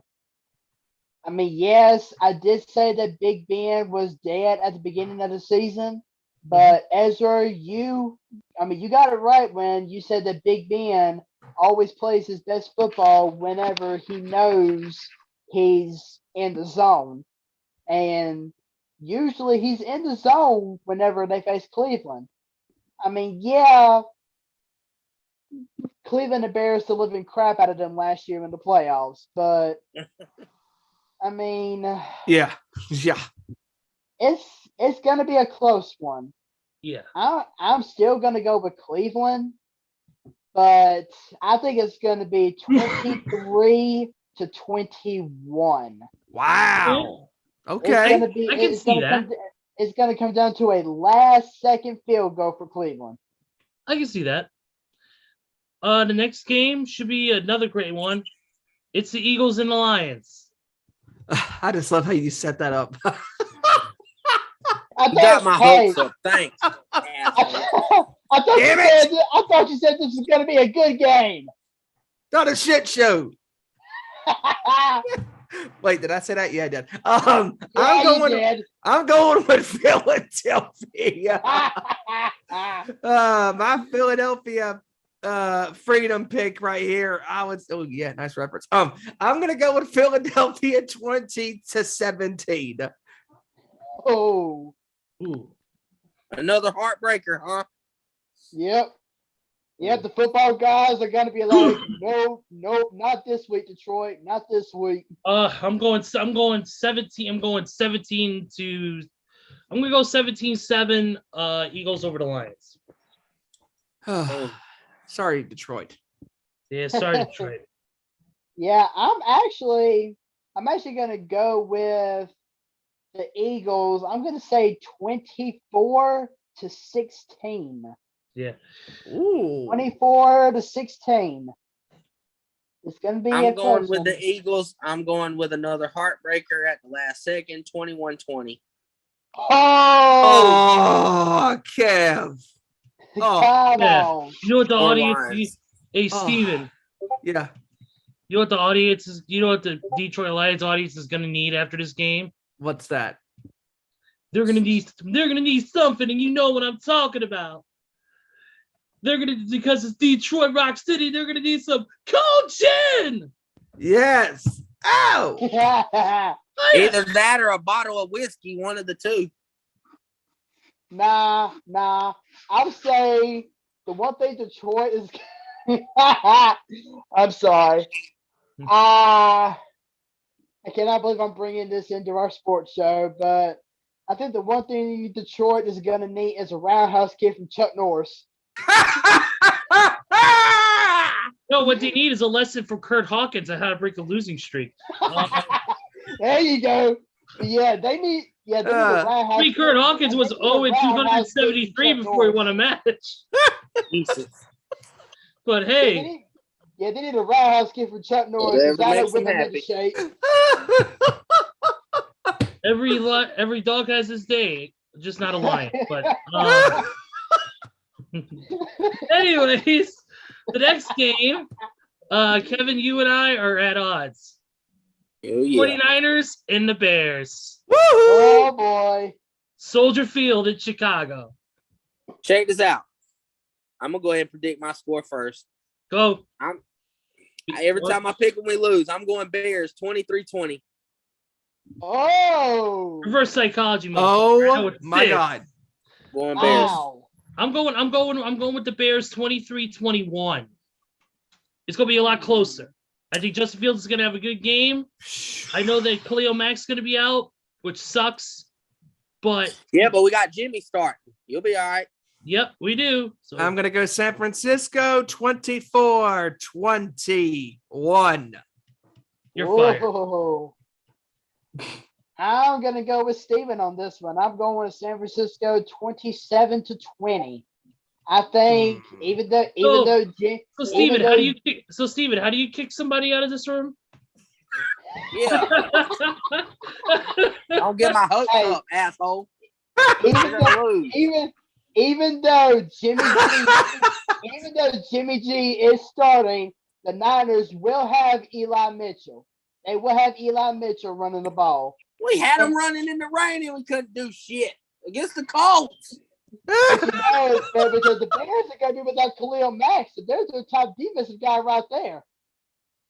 This is for the Eagles game that we just talked about. Our buddy Steven PA is on listening to us right now. He said Steve. He put DeAndre Swift 24, Eagles 16. Oh. See it. That's He also just put 49ers 27, Bears 15. Ooh. I hope so. I hope you're right. I really do. That'd make my day. All right, next game, guys. We're gonna do the Panthers and the Falcons. Oh my God! Let me go first. Hold on. Let me go first. I'm gonna go. Falcons 27-14. Oh. I'm gonna go with the Falcons. I'm gonna go 24-17. I'm picking Carolina. No, psych. I'm picking Atlanta. I'm picking Atlanta. Psych. Sorry, Panther fans. 34-14. Okay. Wow. Wow. Carolina is absolute garbage. They've always been garbage. So many damn trash cans, I swear to God. What made you think of that, Joey? Hey, it's simple. No Christian McCaffrey equals no offense. No defense equals trash cans. I mean, literally, the Panthers did win their first three. They probably ain't gonna win another one until they're like 3-8. When Christian McCaffrey finally decides to bring his ass back onto the field. But Atlanta 31, Carolina 13. All right, that's great. All right, next game, How about guys. the Dirty Birds? Yep, For once, they win consecutive Dirty games, Bird. hopefully. All right, let's next game. This should be a barn burner and a half. Yes. I don't trust it. No, this actually is really good, guys. Oh. This actually is a really good game. It's going to be the Bills and the Dolphins. Ooh. Oh God, no! Ooh. No. Shit show annihilation. Bills, I got the 38. Bills 40-10 on the Dolphins. I'm going to go Buffalo 44-10. 37-3. Damn. I'm gonna go 44-13. All right, that was a quick pick. Now, All right. Ezra, please give us a good game. Please. Patriots Chargers, SoFi Stadium. Oh, there you go. Woo! That should be There you go. pretty That good. was decent. That was decent. Yeah. That one is decent. I'm going to go with Los Angeles 27-23. 27-20 Chargers. I'm going to blowout. The Chargers are bound. They just got their ass whooped. They're embarrassed. They're coming off a bye. I got the Chargers winning. I'm gonna go 30-10. Whoa. Okay. Yeah, I was actually thinking about that same logic, Kevin. I was thinking about that same logic. I mean, they got their butts embarrassed and they're coming off a bye week. The Chargers are going to be smelling blood. They're going to be wanting blood, and they're going to get it. Hold on, wait. To be fair, the Patriots are coming off a bye as well. Yeah. The Patriots are coming off a bye against the Jets as well. I knew there was a place for that AC/DC reference. Yes. Hey, anybody who plays the Jets is gonna be on bye. Hey, and after that, there'll be raining blood. Yes. No. You see, yeah, anybody faces the Jets, they'll be on fire more than Van Halen. Yeah, Yes. I'm gonna see. I'm You gonna understand go. your Van Halen deep. If you understand your Van Halen deep tracks, you know. Yes, I'm gonna go 34-20 Chargers. Okay. All right. Next game. Here we go. It's gonna be the Seahawks versus the Jaguars. Oh God. It's okay. I gotta go Seattle. Okay. Go Seattle. I'm gonna say it's going to be 17-14. 17-13 Seattle. Where's the game gonna be at again? Lumen Field. So It doesn't matter. it's gonna be a Lumen Field, so it's gonna be Seattle. Great. So Urban Meyer can hit up a bar in Seattle then and have a woman dance on his lap again. Oh. Y'all ready for this score? Here's the thing. We know that the analytics won't be taken care of because Tony Khan's busy trying to battle Platinum Max Caster in a rap battle. Yeah. All right, I got Seattle. I'm going Seattle 10, Jacksonville 6. Whoa. Oh, God. Lord have mercy. Wow.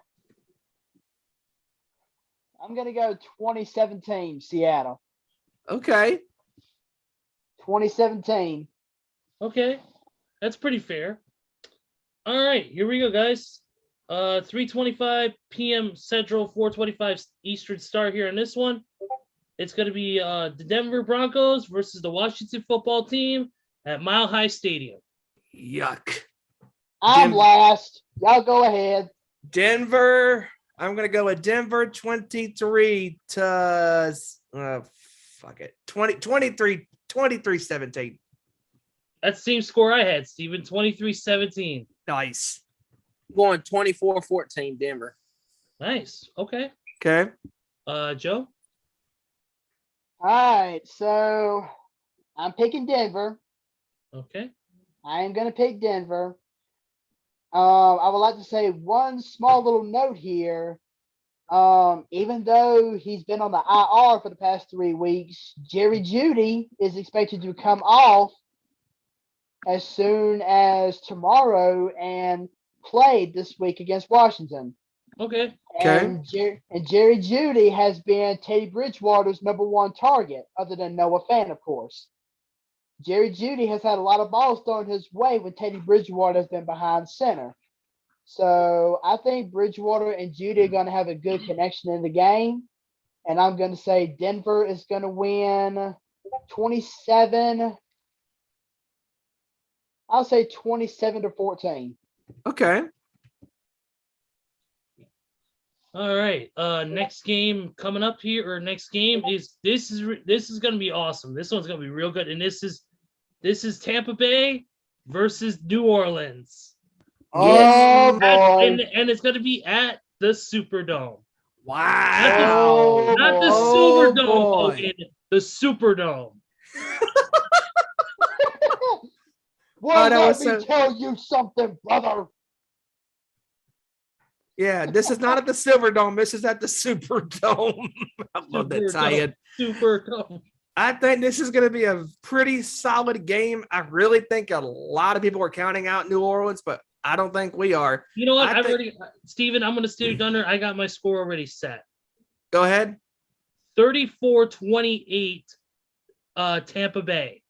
All right. Ooh. I'm It's going to gonna go. be a bar burner, that's for sure. I'm going to go with Tampa Bay 34-31.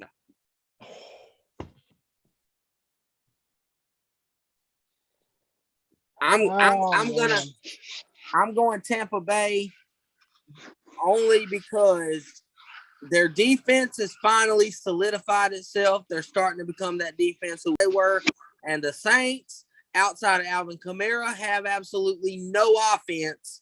So I'm going Tampa Bay 27-17. Okay. I'm going to go 31-17, Tampa Bay. Okay. All right.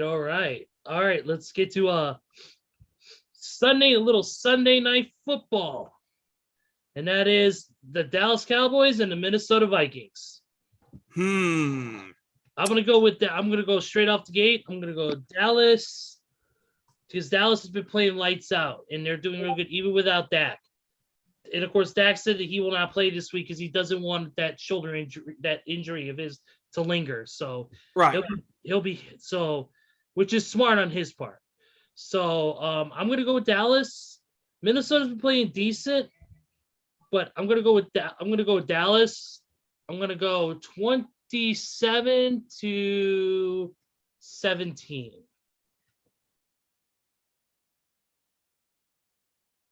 Pretty fair. All right, you guys. Oh, man. Doesn't matter what order. Somebody take the ball next. I am going to go with Dallas as well. I'm having a hard time picking the score here. I'm going to go Dak's not playing, so I would say 24-20. Okay. Guys, I've got flashbacks and horrific flashbacks of what Dallas looked like without Dak. I'm scared to put my trust in Zeke because we all know how that goes. Yeah, and see, that's why I hesitated because I'm like, I'm going Minnesota with the upset. I'm going 24-23 Minnesota. I'm going with the upset. Okay. Yeah, like it's so hard to predict because I mean, with Prescott Dak, being out, like people don't realize that team without Dak last year. I mean, Dak could have been the difference of. I mean, you see how much of a difference it was. Literally the same team, except for Micah Parsons added. I mean, it's the same team with Dak back in the lineup, and that team looks like a playoff contender. Whereas last year they looked like straight trash just because of Dak. Yeah. Absolutely. The next one. what you got, Joey? What you got, Joey? What you got, Joey? I What you got, man? don't know if Dak is going to sit this week or not because they're saying that it's going to come down to his decision, or of course it's going to be Mike McCarthy's decision. But even if Dak does play, I'm going to pick Minnesota in an upset. I think this is going to be the week that we start seeing the downfall of Dallas. Not a big downfall, but a little bit of a downfall. I'm going to go Minnesota 27, Dallas 21. Wow. Absolutely. Good That's good. Okay. All right. Good score.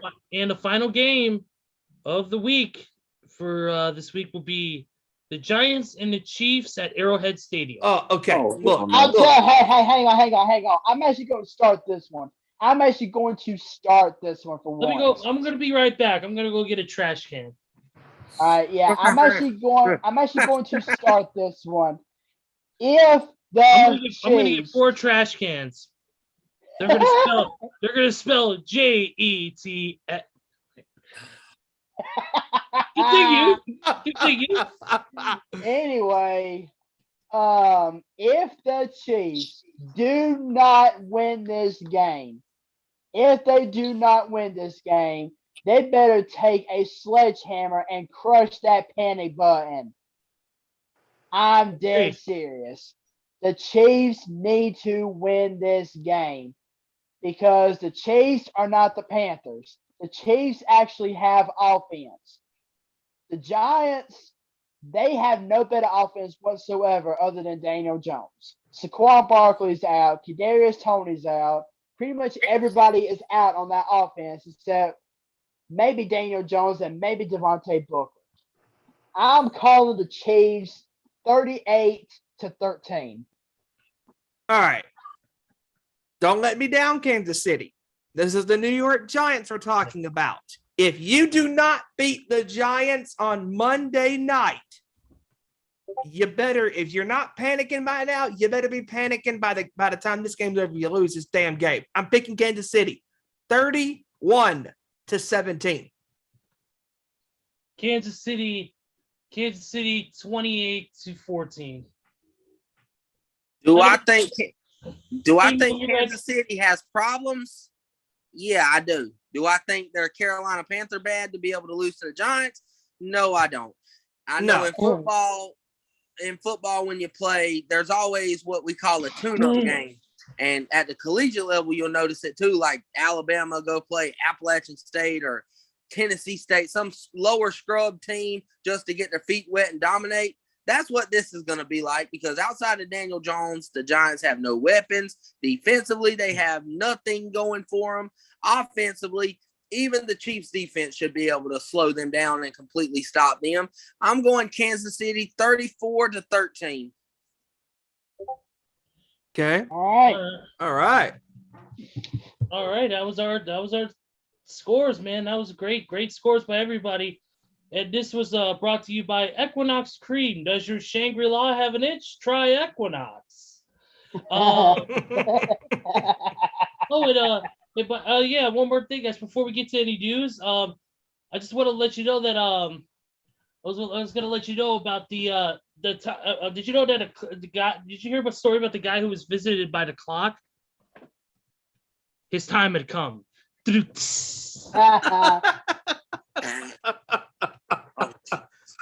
Well, yes. Ladies and gentlemen, it is the return of the dad joke. Anyways, perfect. moving forward, let's actually get into some baseball talk because the World Series has begun. We're 2 games in. The series is tied. It has been incredible. It's been incredible already, man. Dude, I can't get over game one from Monday. Two basically blowout wins in both sides on both sides. Both teams playing hellishly good. Ian Anderson will start for the Braves for Game 3, according to MLB.com. So it's going to be really, really good.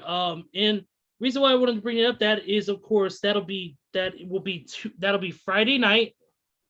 Of course, that'll be tomorrow night at 8:09 p.m. Eastern time on Fox, and it should be a hell of a game. I actually want to get a prediction from our. I'm a baseball guy to a degree. I'm a White Sox fan. And I watch baseball. But I want to get to our resident Braves fan here. I want to get your opinion on this upcoming game. And I know you're a Braves fan, and I know there's going to be some bias, but try to be as objective as possible in this sense. In just with Game 3 coming up, kind of see where do you think this is going to go?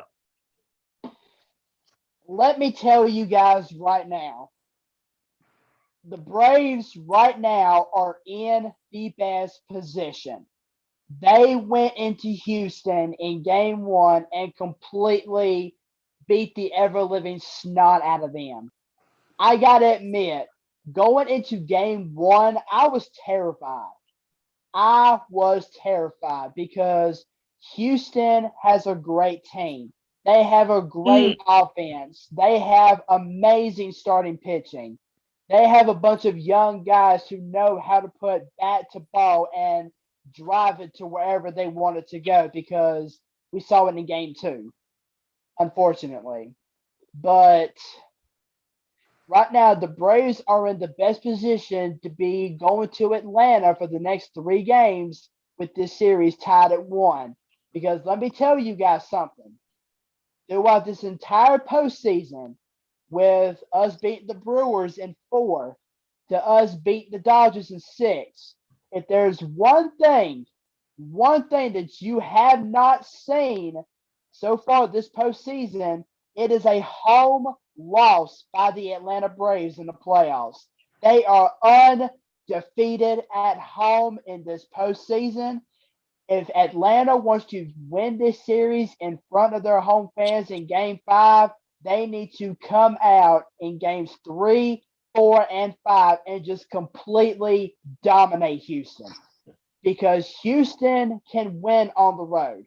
They can win on the road. They have been known as one of the best teams in the major leagues to post a great record on the road. The Braves didn't do so good at home in the regular season, but in the playoffs, they have turned it up. The Braves always play their best baseball in the playoffs at home, and these next 3 games are going to be no different. I'm picking the Braves to win all 3 games in Atlanta. It's going to be close. It is going to be really close. But the Braves right now are in the best position to win all 3 games with the bats they got. Because, yeah, Houston's hitting may be better. They may be better. And the arms may be better. But the Braves have that fan base that gets them pumped up. That gets them ready for game time. There's just no other way I can put it. The Braves are in the best spot right now.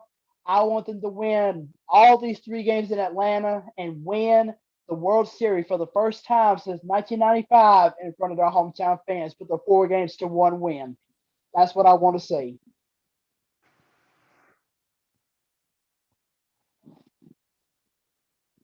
All that said, I think it's going to be a series. Yeah, it's going to be one hell of a series. It's like you said, Atlanta's got that amazing record on the road, which is, I think they're going to be their strength is on the road. These road games are going to be what's going to help Atlanta. And like you said, the hitting is great. Last game, I was checking some stats from the game 2 where Houston won. Jose Altuve had a great game, 2 for 5, home run with an RBI. He had a really, really good game. Urquidy had a 5 innings pitched, 6 hits, 2 earned runs, 7 strikeouts. So it wasn't a good performance by any stretch. Or not a good performance. It was a good performance, but it wasn't an elite, postseason performance compared to other players. Exactly. And I will say that, am I expecting Atlanta to win all 3 games at home? No, I'm not. No. However, if they can win at least 2 of them, at least 2 at home, they can easily go to Houston and win another game to take the series in either 6 or 7. Mm-hmm. But Joey, to be honest, you also got game 3 is really pivotal for Braves fans and the Braves in general, because we've seen how game 3 and beyond ended in the ALCS, that it's like after game 1, the Red Sox took off. It's like they woke up a sleeping giant and Houston just completely slaughtered them for the rest of the series. So game 3 is going to be pivotal. Is Houston going to be that Game sleeping 3 giant is the again, most critical game. Or are the Braves going to be able to slay them for that game 3? That's pivotal. Because to me, game 3 is the most crucial game of this series with these 3 games in Atlanta. Because if Atlanta wants a chance to win this series, they have to win at least game 3, because they cannot afford to go down 2 games to 1 in game 4. No. That's why I'm actually going to pick Houston to win game 3, because I think Houston is they got great bats. They're very, very powerful on the road. but I do think this series is going to go into Game 5 with the series tied at 2 games apiece. Yeah, I mean, I got to go with my boy Steven on this. Houston's going to win Game 3, but I expect Atlanta to really, really make some waves these next couple of games and tie the series up. And it's going to be interesting. It's going to be interesting to see how this whole series plays out. I know Joe. As you can tell by the shirt and all that, he's a massive Braves supporter, Braves fan. It's with this World Series is probably one of the best ones we've seen in a long time, personally. Absolutely. As far as matchups go, because you got two teams that are great in their own retrospects, great hitting, great pitching all around. Just a great team on both sides of the ball in the outfield and on the plate, infield and the plate. All of this to me is it's all about the matchup. And to me, this matchup is the best matchup we've seen in a long time. To me, it's the Astros the Astros and White Sox when it went to Game 7 back in 05. To me, that was a matchup that still is one of my favorites because that was a battle 2 deep fucking finish. Right. Yeah, there's been a lot, and I'm not saying any other ones up to this point haven't been great. But that's personally one. But this right here has everything you want. The teams are both consistent. Yep. And that's why I think we're going to see another fall classic, fellas. This series is going to 7. We're going to 7 games in the World Series. And here's my thing though. Even though I did say that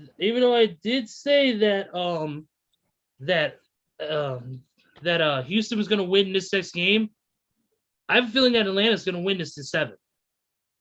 I think Atlanta right now is a team that's, I think they're I'm not gonna say far more focused, but I think they're far more driven right now to win this. And let me ask you guys this: do you think they're driven because of that very bad loss they had a couple of years ago in that game against the Cardinals? Like the Cardinals absolutely destroyed them. I think so because there's losses that can destroy you mentally, and there's losses you can either be destroyed mentally or you can bounce back and persevere. I was listening to that game on ESPN radio, and Chris Berman's call was just incredible because he was stunned. His tone of his voice during that game was just incredible because he painted a picture perfect with that game because Atlanta was so stunned. The game already started and they're down 10-0. The game was over. It was over from the start, but like I said, with losses like this, you either sit back and let it own you, or you persevere through it and you make the changes necessary. It took them a couple of years to predict. It is. God, it's so hard to predict because on one hand, you want to pick Atlanta because they have a team that's battle tested, that's been through all the trials and tribulations of losing heartbreakers in the playoffs like they did to the Cardinals a couple of years ago. But on the other hand, you got Houston, man, like as much as, they pissed everybody off, including all of us when they cheated to win that damn World Series in 2017. But no, this is a team that's not cheating. And it's so hard to predict this series because, God, I don't know. I really don't know. It is a tough one to pick. It really is. To kind of wrap up this conversation, so because I have a few other MLB news notes, including some breaking news that just came on the line about 5 to 10 minutes ago. Real quick is it's like I said, you either come back from that loss a few years ago and try and never get back, or you build your team up. You get the right players, you have the right chemistry, you have the right coaching staff, and you build it forward. And that's exactly what Atlanta's been doing.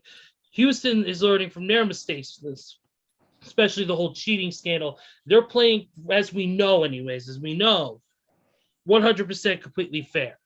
And they're doing it right, and they're doing it by the book. And that makes for a great, great matchup. And that's exactly what we're seeing so far. These next couple of games are going to be super critical. It's going to be interesting to see what happens going on forward. Absolutely. And I want to say real quick, as a fellow Braves fan, I will openly admit that Houston has more skill. I will openly admit that Houston has more skill because you've got Altuve, you've got Correa, you got Bregman, you got that big bad DH that Houston has. I can't remember his name right now, but he knows how to sling the ball. I mean, Houston, no doubt, has the skill. But the one thing that I think is going to guide the Braves to a World Series victory, not just in one game, but the whole series, is the heart. The Braves, no doubt, and you guys need to. I'm not saying you need to, but you should agree with me that the Braves have more heart in this series. I mean, That's they're playing. that's a good statement. They're playing without Charlie Morton because he broke his fibula in Game 1 when he. And kudos to him, bro. I mean, Morton he threw 16 more pitches after the injury, and I'm like, Jesus, this dude kept on going. I mean, they're playing without Charlie Morton for the rest of the series. They've played without Ronald Acuna Jr. since July, who is no doubt the best player on that Braves roster when he's out there on the field. They're playing without Mike Soroka, who's had a bunch of injury concerns over the past couple of years, which is why he hasn't really seen the field as much. But the Braves, they have Dansby Swanson. They have Ozzie Albies. They have Freddie Freeman. They have Jorge Soler, Adam Duvall. Who am I missing? Freddie. No, I said Freddie. Austin Riley. The Braves have that. The Braves have the heart. Brian Snitker, he's a man that makes some mistakes. Everybody makes mistakes in baseball. Everybody does. But to me, the Braves have more heart. And I think that they're going to use that heart that they have for not only the team or the fans, but each other. They're going to use that heart to guide them to a World Series title this year. And that's my honest opinion. And it's a great opinion. And with all that taken, Joey, just going back and forth and just listening to all you guys' points about this series, even though I don't want to pick them because, what they did a couple of years ago, but I got to go with Houston because they have more skill. But this is going to be a tightly contested series. If Atlanta wins, I wouldn't be surprised. That's why it's so hard to predict this series. But somebody has to win, somebody has to lose, and I'm going to pick Houston. Right. Unfortunately, in 7, it's going to be a great series. I agree. Except I'm going to pick Braves to 7. That's where I'm going to go with. But we're going to go ahead and move forward since we're getting close to the end of the show here. A couple quick notes on the MLB side of things, and there's some other sports notes on other things. The Golden Glove Awards finalists were unveiled today. I'm not going to read through the whole list because it would take pretty much the remainder of the time that we have. But there's some pretty interesting names. We got a great one on the pitching side of the American League, some great other ones. You can check out the whole list on MLB.com if you're looking at wanting to take a look at it. But we do have some breaking news, and that is that the San Diego Padres, according to sources, will sign Bob Melvin as the new manager for their new organizations. So they're going to be the new manager. Right out, they said that the A's have. They said the team has not yet announced the signing, but the move is expected to be finalized in the next day or two. Okay. They agreed. This says right here, the A's had picked up Melvin's contract option for the 2022 season, but they agreed to let him interview with the Padres, who will not send Oakland any compensation in return. They said the Padres wanted a manager with experience, clout, and a history of success. And this is from what I'm reading anyways, as you said, I'm not astute into baseball as deep as some of you guys are, but I from what I'm reading, Melvin is a guy who could definitely help that team out. Absolutely. I mean, Bob Melvin helped out Arizona when he was Arizona's manager. I mean, whenever the Diamondbacks lost all that talent that they had, they brought in Bob Melvin to be their manager, and Of course, he never got it into like a championship series or World Series, but Bob Melvin, he brought the Diamondbacks heart and he was able to guide them to the playoffs a handful of times. So Bob Melvin is a great manager with experience. So I think this is a great hire for San Diego. I think so. Yeah, absolutely. I agree. Agree. Agreed. And all the best today's with Melvin, and hopefully they make some noise, especially for our boy Hijacker Mike, who is a massive Oakland A's fan. Yes, he is. Shout out the hijacker. I sent out the Hijacker, of course, the host of Nation Night Fights. Watch out for a new episode eventually coming down the pike here once boxing, of course, picks up with more big fights. Speaking of fights, we're going to get into two quick MMA news notes, and then we're going to head into a little bit of basketball to end the show because I want to talk about one or two quick things on there. The one thing is that the DJ, there was a chorus of claim, or there was something that happened supposedly that Conor McGregor had assaulted a DJ in Rome a couple weeks ago. Well, now it's been announced that the celebrity Italian DJ has named Francisco Facchinetti has taken his claim to the police and has filed a criminal claim against the former UFC champion. So that'll be interesting to see where that goes out. Another adventure in the wild history that is the notorious Conor McGregor. But that, and also quick note, UFC 267 is this weekend.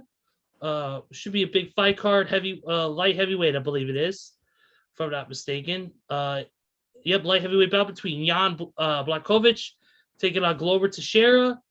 And in the main event, Peter Yan taking on one of the best up-and-coming fighters on right now, Corey Sandhagen. Also Islam Makhachev versus Dan Hooker, Alexander Volkov versus Marcin Tybura, Li Jingliang versus Kazmat Chimaev, and Magomed Ankalaev versus Volkan Ozdemir as the main fight card, and including some women's strawweight fights and other fights on the ESPN Plus preliminary card. Check that out this weekend, this Saturday. And speaking of Saturday, I know Stevie usually does this plug at the end of the show, but I'm going to steal his thunder right now, which I like to do sometimes. And that is at the Nation's Corner. Of course, this Saturday, of course, 7-6 Central, youtube.com/Nation's Corner, Discord GG/Nation's Corner, and of course, all the social media platforms at Nation's Corner. This week, of course, it'll be Tony Justice front row and a third host to be determined. As Deb Housen is currently that I know of, she will not. I don't think she'll be there this weekend, but that'll be confirmed here within the next day or so. It'll be an awesome show. Of course, it's going to be talking about AEW Dynamite from this past week and a couple other big news notes from this past weekend, including, of course, the situation with Ring of Honor announcing that they will be shutting their doors after Final Battle in December until Supercard of Honor WrestleMania weekend. So that'll be interesting to talk about real quick. Of course, that happens, like I said, 7-6 Central, youtube.com/Nation's Corner. Please join them and watch a great show about what we love just as much as sports, and that is professional fucking wrestling. Absolutely. And let's get into some basketball notes to close out the show, guys, and let's talk about it.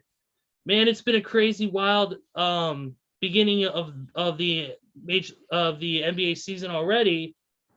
One of them being the Bulls.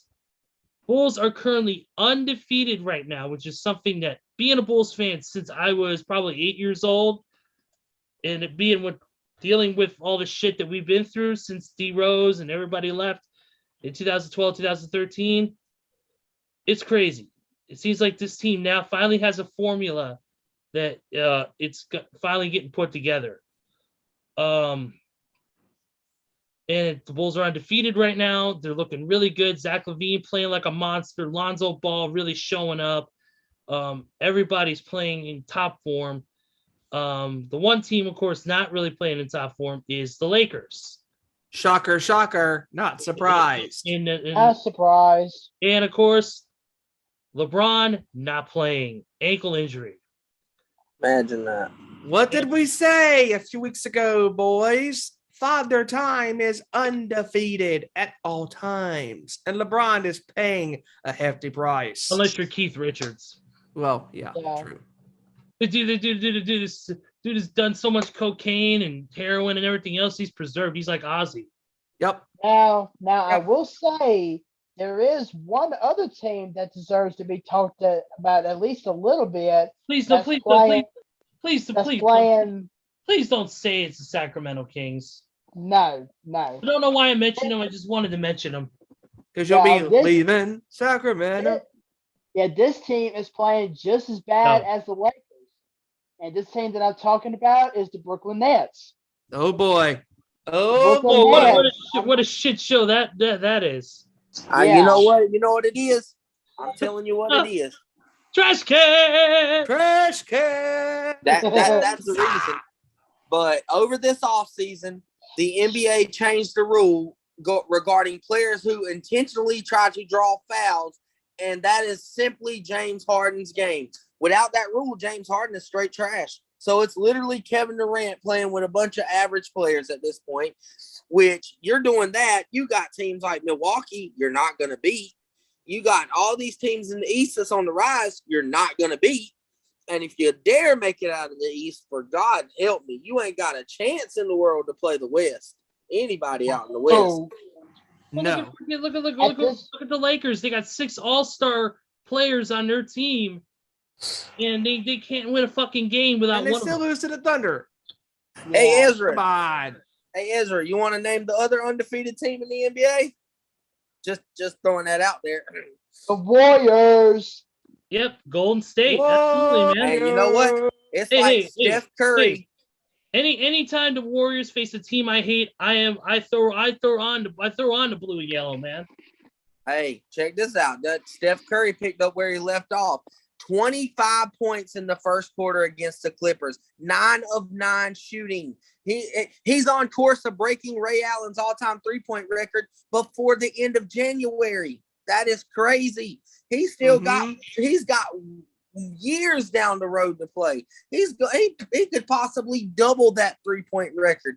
It's crazy to think, but he's not slowing down. And you got to think Klay Thompson's going to be coming back on a team that has so much depth. Like Otto Porter, I really like what I see from him. I like the young guys. You got Wiseman coming back, and what's that, Najinga, or their first round pick, who's supposed to be a real good stud. You got Draymond playing good ball. Wiggins ain't no scrub like Stephen A said, and Stephen A hit it on the head. The way the West looks this year, and kind of how slack them like Lakers and this is. If Klay Thompson comes back and is 70% of his normal self, this Warrior team can represent the West in the NBA Finals. Absolutely. It could be Phoenix. You could be looking at Phoenix and Golden State in the Western Conference Finals. Sign in a 6-7 game series. Let's go. I'd love it. I love it. I love it too. I love it too. I mean, sign me up, fellas. I mean, the Warriors are really playing some exceptional ball right now, and they'll have a chance to light it up tonight whenever they take on the Memphis Grizzlies. And I know another good uprising team. Another good one. Mm-hmm. I mean, Steph Curry, Klay Thompson, no doubt the leaders of that Warrior offense. I mean, honestly, Kevin, I want to see it too. Suns Warriors, Western Conference Finals. I take it. Hasn't the NBA got it that they get much more viewers and a lot better competitiveness when LeBron's sitting on his fucking couch watching while these imagine that. Are average. Yeah, imagine that. Like nobody wanted to see the Lakers and the Heat. Everybody was watching the Bucks and the Suns. Hints. Get a hint. Dude, that was one of the best NBA finals of all time. The Raptors and the Warriors got more ratings and views than you know why? Because there was no LeBron. Nobody cares about LeBron no more. Hey, I'll tell you what LeBron was doing whenever he wasn't watching the finals. You know what he was doing? What? He was watching himself act in Space Jam 2. Oh yeah. He hurt himself. This is how LeBron hurt his ankle. He was practicing flopping so that way he could be prepared for the season. That way he can not only he can get fouls on players, but also he can win that Academy Award for Best Actor. And not Hey, and this is also a precursor to movie. the season this year. In the NBA Finals, LeBron got his revenge because he's not in the finals. You know what I'm going to do? I'm going to play a bunch of damn ads of Space Jam 2, Electric Boogaloo, and I was like, I'm tired of seeing this bullshit on my fucking TV. And you know what's happening? LeBron is sucking right now. The Lakers are sucking right now. LeBron hurt his ankle, shocker, shocker, and the Lakers are losing, which is all great and gravy with me. And all you guys on here. And not to mention, I don't know if you guys happen to catch this, but did you happen to see Anthony Davis and Dwight Howard fighting each other? I did. What? I watched it that Friday night. Other. What the hell? Like, hey, WWE said it best. Can they coexist? No! The Lakers right now cannot coexist. Hey, check this out. I got two more things I want to say on the LeBron situation. Number one, I don't know, speaking of Joey's incident at the game, I want to talk about that too. The other thing, have y'all caught the bench player Cameron Payne on the sidelines talking shit to LeBron, and LeBron's like, be humble, young fella. You were sitting at home last year before you got on the Suns. You know what? If that was Kobe and Jordan, nobody dares talk smack and people saying, man, you're soft. I'm going to talk shit to you. And let this one last statement set in, fellas. Hear me out. I read this on Facebook today. Kobe Bryant turned an average Pau Gasol into an all-star, while LeBron James turned an all-star Kevin Love into a straight bum. Yeah. Am I not lying? Right. Hey. Now get those out of here with that LeBron comparison to Jordan, because we all know Kobe is the only one who should get that comparison. Let's not get into that discussion, because that'll be a whole other hour. That'll be a whole nother hour. But we can't do that. We got to wrap this show up here in a second. Hang on. I will say real quick, and I promise this will be quick. I happened to see this on Facebook. That's what she said. I happened to see this. Anyway, I happened to see this on Facebook the other day, and I couldn't help but laugh. It was showing the players that Kobe Bryant has trained. I mean, he has trained players. He trained players such as Luka Doncic, Giannis, Jason Tatum. And who did LeBron train? He trained Ben Simmons. Yes! Yes! Get the fuck out. Get the hell out of here with that No shit. wonder he can't shoot. Imagine that. Oh my God! How is all the guys that Kobe trained can shoot, but Ben Simmons don't even have no work ethic, let alone shoot? You know why? Because these guys understand what Kobe Bryant talked about. What has LeBron done to these guys? Not a damn thing. He threatens to trade their ass when they don't perform. LeBron's the best player in basketball. Get the fuck out of here with that shit. Oh my gosh. To be honest, LeBron doesn't crack the top 10 at this point in the NBA. No, hell no. Hell no. LeBron should not even crack the top 100 right now. He's on the out of all the players of all time. Well, I would say maybe top 20, maybe top 30, 35. I'm being generous, but I could think of other players that are better than him. I'll say top 50. Is he great back in his younger days? Yes. But the fact that this guy trained Ben freaking Simmons, and Simmons has not done nothing in his career in the basketball. Hey. Let me ask you guys a question real quick. If LeBron were to play back in the Michael Jordan, Dennis Rodman, Bill Laimbeer, Scottie Pippen days, would we see LeBron put up the stats back then that he is? No. You want to know why? He would get fucking destroyed. He would get fucking destroyed. Dude, game after Detroit game. would have murdered him on the court. Oh, the fouls and all that stuff, the physicality. He couldn't handle it. He can't handle it. Too much of a prima donna. All I'm saying is the bad boy Pistons literally beat the fuck out of Michael Jordan. What do you think they would do to LeBron? You want to know what? Michael Jordan, went through all of those beatdowns by Detroit, and it made him a man. If that was LeBron, it would have made him even more of a wimp right now than he already is. I mean, this guy said, I can keep on playing. Nah, Father Time is undefeated, my friend. And LeBron, if he doesn't retire by the end of this season, I would be surprised. He needs to stop it. He's trying to reach Kobe. He's trying to reach Magic Johnson status. He's trying to, God forbid, reach Michael Jordan status. And he never, ever, ever, ever will reach that status.